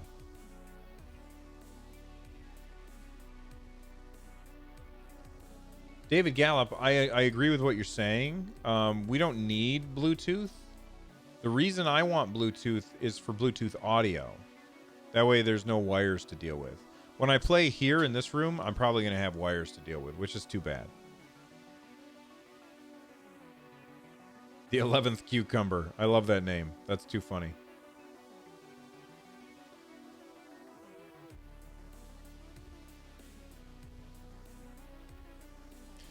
Let me take a moment, and I want to thank a lot of people. I want to thank Zolarati, Eric Boyd, Gavin Butcher, Elias Wolf, Jeweled Wolf, Johnny Rybach, Dan Coster, James MC, Aaron Freusland, Grand Noodle Light, Abendad Mendez, Epic Stream Man, X2I, Brendan Clark, Eric Violette, Cornholio HD Box, Michael Norried, Joel Thompson, Mohammed Ausman, Bowser 13, Wolock, Antone, Efren Andalis Jr., Michael Norried again, Gibbo 271, Victor Del Maestro, CMR, Dak, and Ted A. I'm sorry, not CMR, Gem. Thank you all for your super chats and your super stickers. You guys are fantastic. You really, like, I'm blown away by your generosity. It's amazing.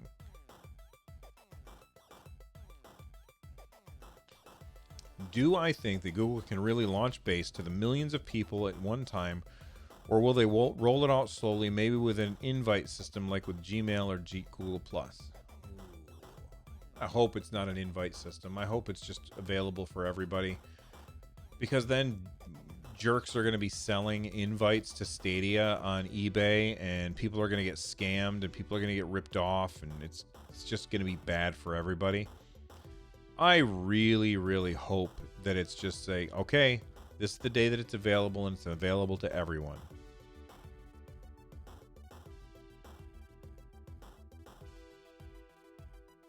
There's not enough information, I think, that the Google campaign are running to grow a platform out of nothing. It's just not enough, and it makes me sick. I don't understand what you're saying, man.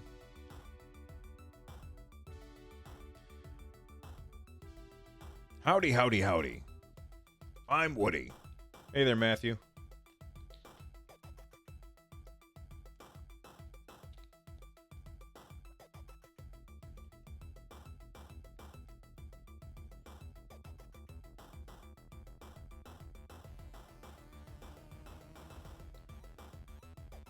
Did I see OgMC's delivery issue?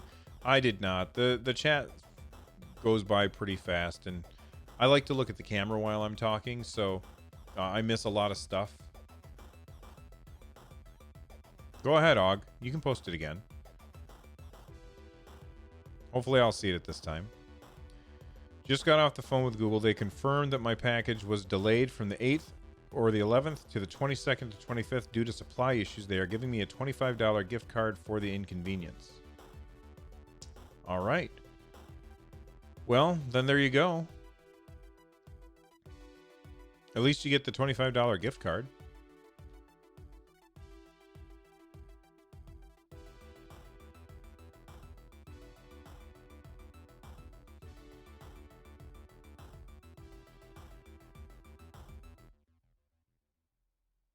It's not clear enough, you know what I mean?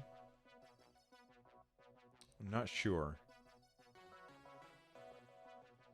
I mean, supply issues, that just doesn't make any sense to me, because we ordered the Founders things. They sold all of the Founders editions. They knew how many they were going to make. So it doesn't make any sense to me that there's supply issues.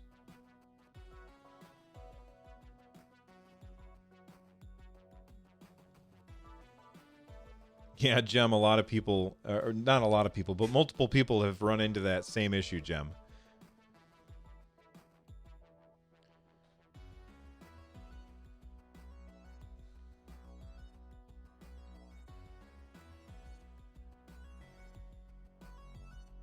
Honestly, I'm going to say this. the people who you're talking to when you contact Google customer support, they might not have all the information. So keep that in mind. Take it all with a grain of salt.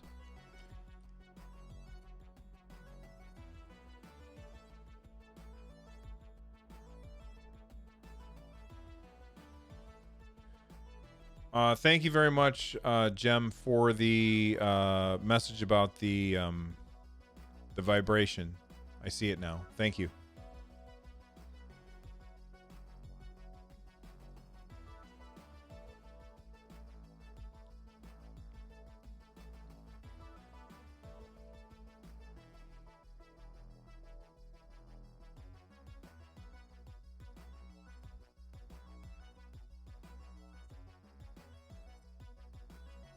I mean, I'll be honest. When I got an email from, not from John, but from whoever books John's assistant. I'm not going to put her name out there. But when I got that email from John, not John. Oh my God. When I got an email from the person who books John's like interview, she said, "Hey, can you send me your questions so that John can prepare?" And I said, "Sure." And I sent off the questions, and then she replied back, "Okay, John wants to clear up a couple of things at the beginning. Is that okay? Before you ask the questions." I said, "Absolutely, that's okay." So I do think that when I do get to talk to John, if I get to talk to John before launch, I'm really hoping that I do, he'll be able to clear up some of this stuff.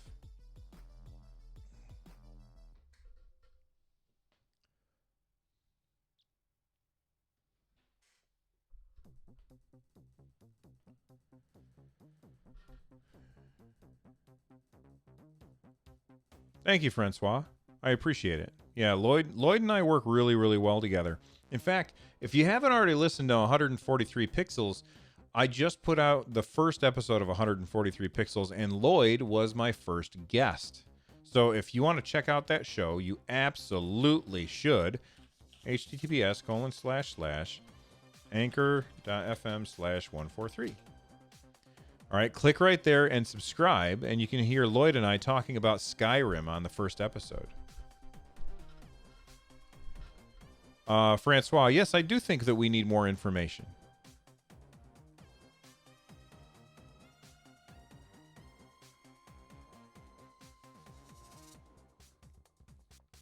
Victor, I did not see an Adam Savage interview. I saw the interview with the guys from Tested, but that wasn't Adam Savage. That was some other dude that works at Tested, whose name I can't remember. He does a lot of VR stuff.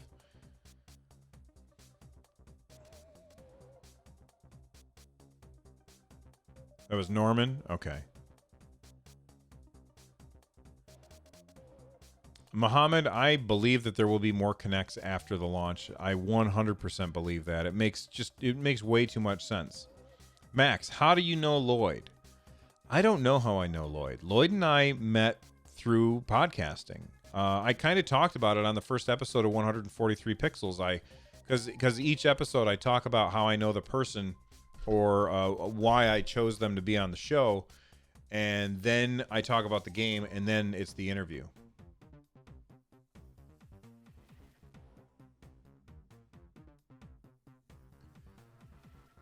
Yes, I did say that that's what Google customer service told me, is that I would be receiving mine on November 6th, but I have not been charged for it, and I've received no shipment notification, and today's the 5th, and they told me either the 6th or the 7th.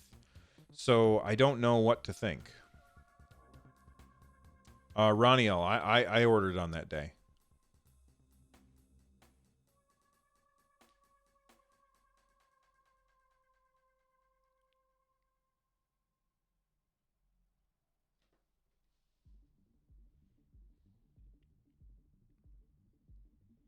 What kind of games do I think studios are going to produce? I think they're going to be making roughly the same kind of games that they make everywhere else until we start getting the first party stuff from Google that's like, see what you can do.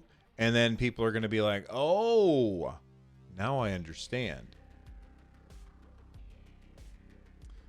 AugMC, am I personally confident with my estimated delivery date? No, I have no idea. I have no idea when it's going to come, but I've decided that I don't need to worry about it. It'll come when it comes, and there's nothing I can do to speed it up or whatever. So, not anything that I need to worry about. Jack, that's what I'm going to do. I'm not going to call ahead of time because a lot of people are going to be calling right now.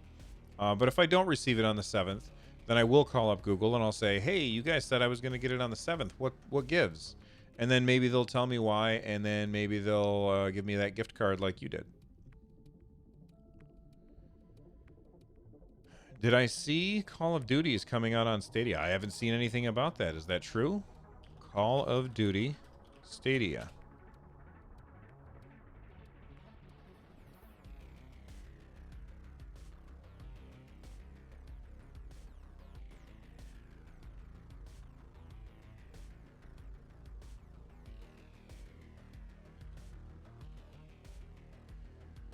All right, the second and final question here comes from, okay, ask if we plan on trying Studio.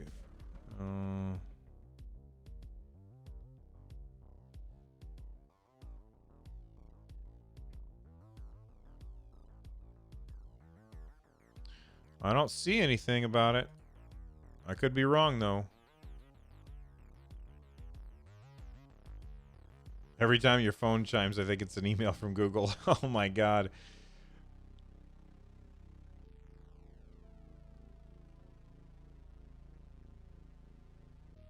Most interesting fact about rocks. The largest minerals in the world are found in Chihuahua, Mexico. They are gypsum, which is the same stuff that most people have in their homes. It's made that we make drywall out of gypsum. So there you go. That is an interesting fact about rocks. I saw a YouTuber talking about updating your Stadia location and saying how it updates in your queue and not to do it because it pushed you backwards. I saw that same thing, but after I'd already done it. Like I said, I can't worry about it. Can you pay Stadia with Google Play cards? I don't know the answer to that, Morgan. It's a question that I would like to ask John when I talk to him.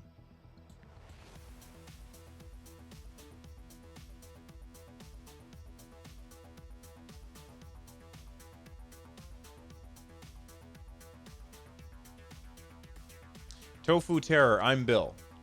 Lloyd is my co-host. He's not here right now.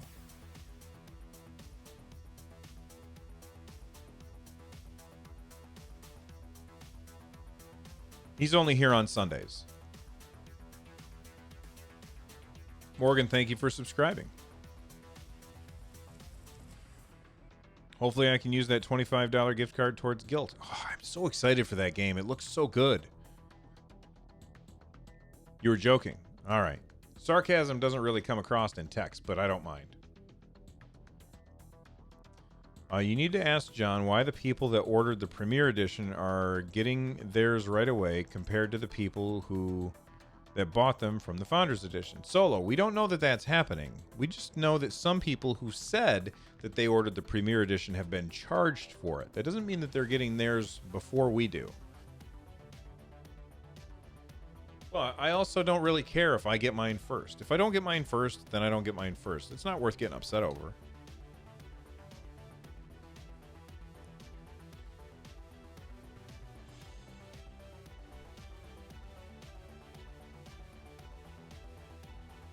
See you later, Matthew. Thank you very much for coming to the stream. I appreciate it.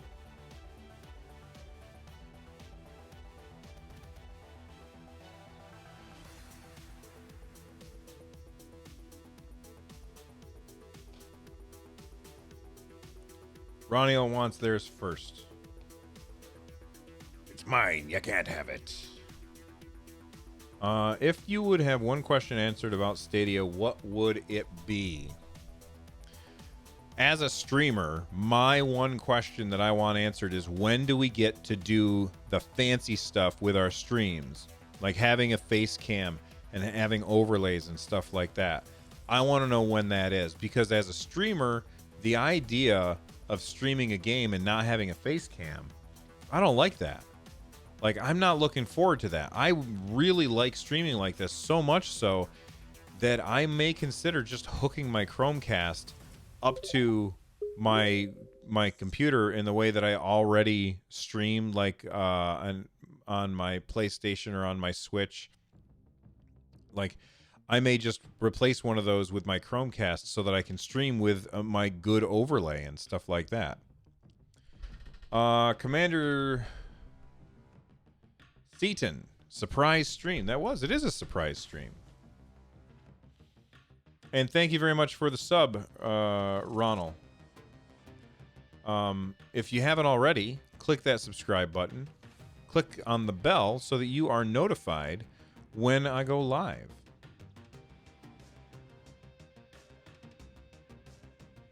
Yeah, I saw that people were selling stuff on eBay. I don't like that, but what are you going to do? There's always going to be scalpers no matter what.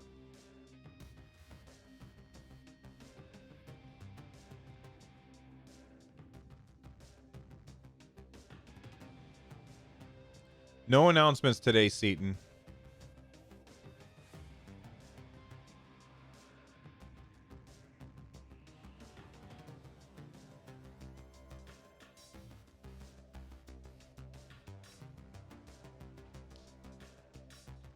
Yeah, I don't like not scammers. What is it? Scalpers. I don't like scalpers at all.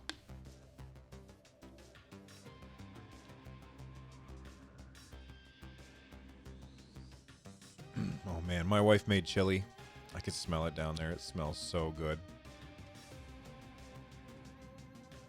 I'm starving too. Commander, don't get antsy for the release. Listen, I'm going to tell you something. I'm going to tell you the same thing that I told everyone else that was here earlier. When you're worried about something, when you're antsy about something, ask yourself one question. Can I do anything about it? If the answer is yes, then shut up and do something. If the answer is no, then what are you worried about? You can't change anything. Just let it go, man. That's my advice to everybody all the time.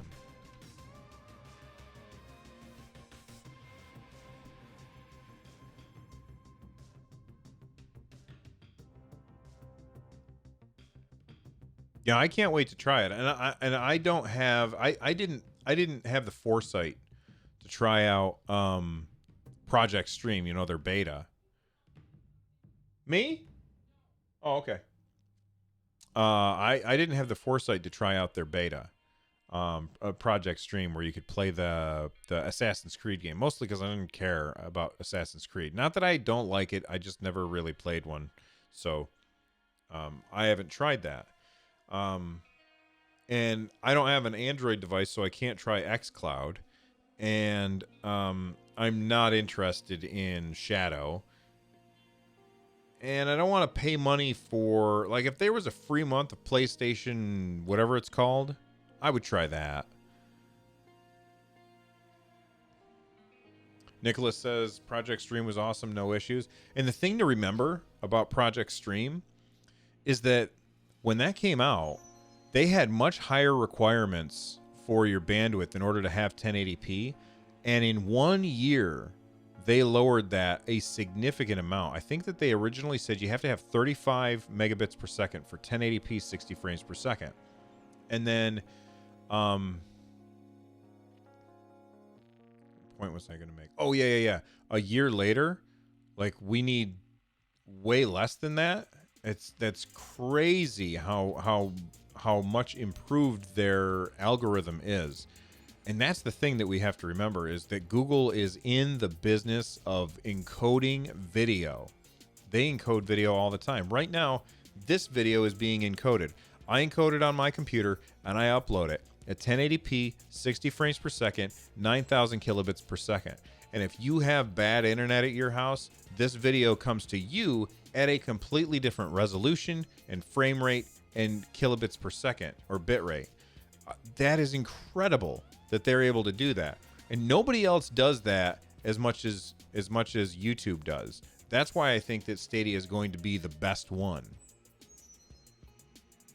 See you later, Fisto. Thank you very much. Bernard Baker, how do you feel cloud gaming will impact streaming in the future? Streaming itself has already had a significant impact on gaming in general. I think it's going to, listen, cloud gaming takes away the need for all of the expensive hardware. I have a very nice computer under the desk here. It's a very nice computer. And I spent a lot of money on that very nice computer in order to make it so that I can stream, do my hobby, in order to make this stream happen and be a good resolution, a good frame rate, a good bit rate, all that stuff. I had to spend a lot of money in order to do that. Cloud gaming takes all that away because all of that streaming stuff is happening in the cloud already. All they have to do is duplicate the stream and send it out. So that means I don't have to have all of this expensive equipment in order to have a good stream. And that's incredibly important. It's the same with podcasting. Podcasting used to be very, very difficult to do. You had to have expensive equipment in order to do it. I do a podcast from my phone. In fact, I should do an episode of it today, but I haven't really looked at the news to see what there is to talk about. But I do a podcast called Run, Jump, Stomp. I do it from my phone. I have... Hang on a sec.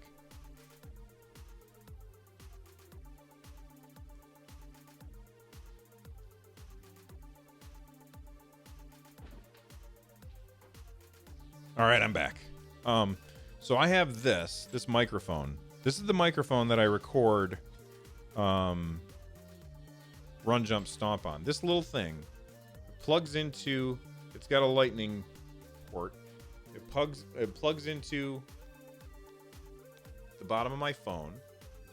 And so this weekend I was at Retro Game Con and I interviewed the Patricia Somerset. She is the voice actress who voiced Princess Zelda in Breath of the Wild. This is what I used, and it sounded great. You can do a podcast with your phone. You don't even need this microphone. This is the Shure M88. It's awesome. And I recorded from this. Podcasting has become so much easier. There's such a low barrier to entry now that anybody can do it. And that's what I feel like Stadia is going to do for streaming. It's going to make it so much easier for people to, to stream, because you're not going to need super expensive equipment anymore. Hopefully I answered your question. All right, let's see. Have I heard about Shadow? And if you have, what are your thoughts on it? Do you think it's going to be a big competitor to Stadia? Do you like it? I have heard about it. I don't think it's going to be a big competitor to Stadia. I haven't tried it, so I don't know if I like it. If you want to know more about my thoughts on it, you're going to have to go back and rewatch the older stuff, because I talked about it earlier today.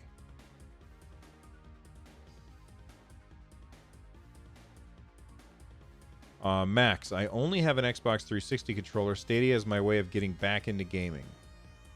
Max, that's awesome that you're going to be able to play the brand new, brand new games using your Chromebook if you want, and an old controller. How awesome is that? You know? I'm probably going to be, I have an Xbox One controller. This is the controller I'm going to be using, is my Xbox One controller. I don't even own an Xbox One. This is the controller that I have on my PC. But I'm going to be using this probably most of the time. Most of the time I probably won't be using my Stadia controller, because that'll be hooked up to the Chromecast and playing in the other rooms. But on my PC I'll probably be using this most of the time.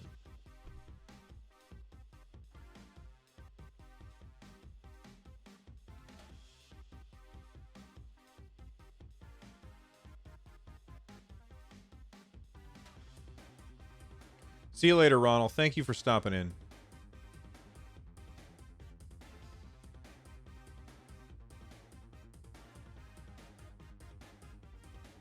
We get a free console and we only have to pay for the games. That is exactly how I feel about it. If you are somebody who's playing on Stadia in 2020, you are getting a free console. That is what I don't understand that people don't understand. However, I think that most of the people who are super negative about it, they totally understand it. Okay, let me be specific. I'm talking about the YouTubers who complain about it. I feel like a lot of them completely understand it, and they're choosing to be negative because being negative gets clicks. I could be negative and complain about Stadia all the time, and I would get tons and tons of clicks if I did that. Especially if I do those stupid thumbnails with the giant eyes and looking super surprised, which I don't do. So these YouTubers, they're going after all of these clicks, right? So they're being super negative because they know negativity gets clicks. And then the people who watch them, a lot of those people just parrot what those YouTubers are saying. So then they end up peddling that same information out there. And it's too bad. I think that I said this before, and I'm going to say it again. A lot of the same YouTubers that have posted videos that Stadia will fail and Stadia sucks and here's why and 10 reasons why Stadia is bad, and they make all of these videos, right? They're going to be the same people who are going to put up a video with a thumbnail of them kind of going like this, and it's going to say, I was wrong about Stadia, or why I was wrong about Stadia, or 10 reasons why I'm wrong about Stadia, or why I was wrong. And here's why. Why I was wrong about thumbnails, people click those. People click those, and these YouTubers, they know what they're doing. I'm not saying that everybody that is down on Stadia is lying about it. I'm not saying that, because I'm sure that there's a lot of people who that's their opinion. They think it's going to be a failure. And that's fine if that's their opinion. But I think a lot of people who are saying that it's going to be a failure are doing it just for the clicks, because they're trying to exploit the algorithm that negativity gets clicks, and then saying you're wrong gets clicks. They know that, and they're trying to capitalize on it. That's how I feel. They're trying to double dip, basically. They're saying, all right, I can get a bunch of people on this, and then I'm going to get a bunch of people on this. And when you put those two things together, that's a lot of clicks that they're getting that I'm not. And I don't care, because I don't do this for the clicks. Is it nice? Sure, it's nice when I get to sit here and talk to you guys. I've got 100 people in chat right now. It's fantastic being able to sit here and have a conversation with you guys. It's so much fun. But could I get way more if I was like, this is what's wrong with Stadia? Absolutely.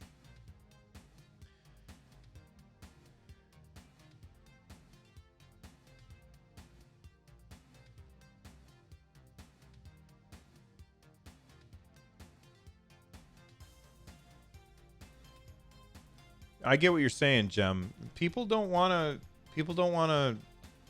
I wouldn't worry about what other people believe. I just ignore them.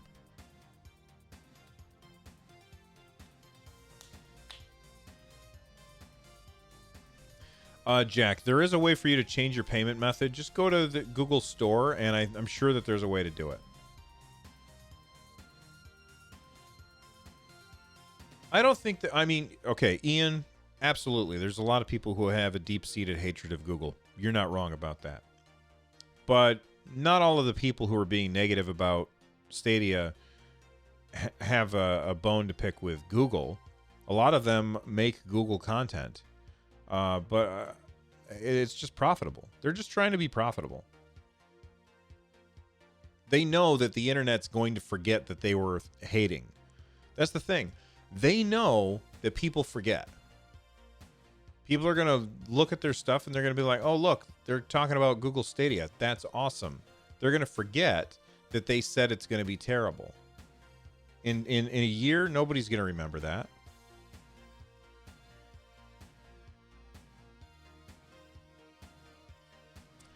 I don't believe that there's Stadia VR glasses coming anytime soon. I'm going to guess 2, 3, maybe 4 years at the least for VR glasses that are compatible with Stadia. I don't believe it. Gem, exactly. It happened with the Switch. That's right. I made a...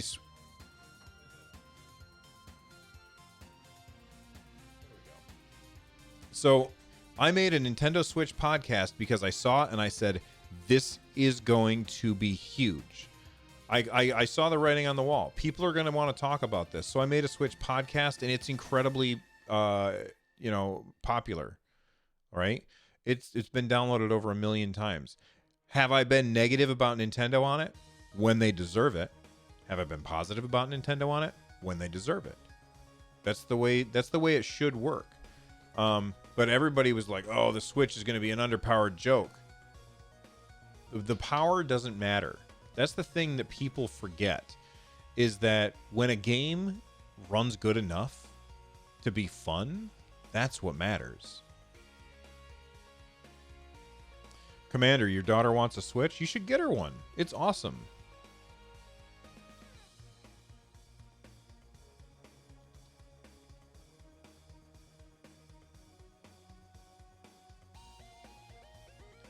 Was I critical of Nintendo Switch Online? Absolutely, I still am. Nintendo Switch Online is a huge, huge problem.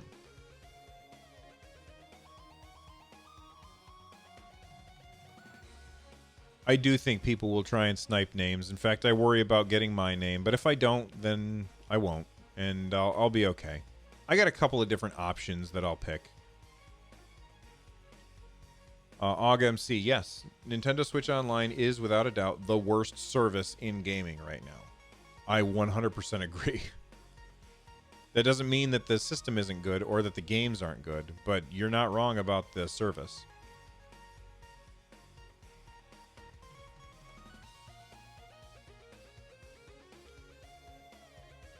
All right, everybody. I can smell dinner. I think it's just about done. I think that I am going to take off. I really appreciate you guys hanging out with me today. If you haven't already, hit that like button. Make sure to subscribe and click the bell so you get notifications. In fact, if we look right now, earlier today, I looked and I saw that only 20% of, actually, was it 16%? I think it was 16% of people who are subscribed here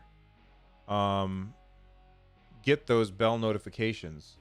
And right now, we now have 22%. So that's awesome. Subscribers who turned on all notifications for your channel, 22.2%. Thank you very much. Oh, subscribers who turned on all notifications for your channel and enabled YouTube notifications, only 16%. So if you guys do that, you'll get notified next time that I go live. You guys are awesome. Anyway, I will see you guys very, very soon. And can only do so much. I am still live, but I'm taking off right now. I will see you guys soon. Stay awesome. Bye-bye. Thank you very much for that sub, Francis.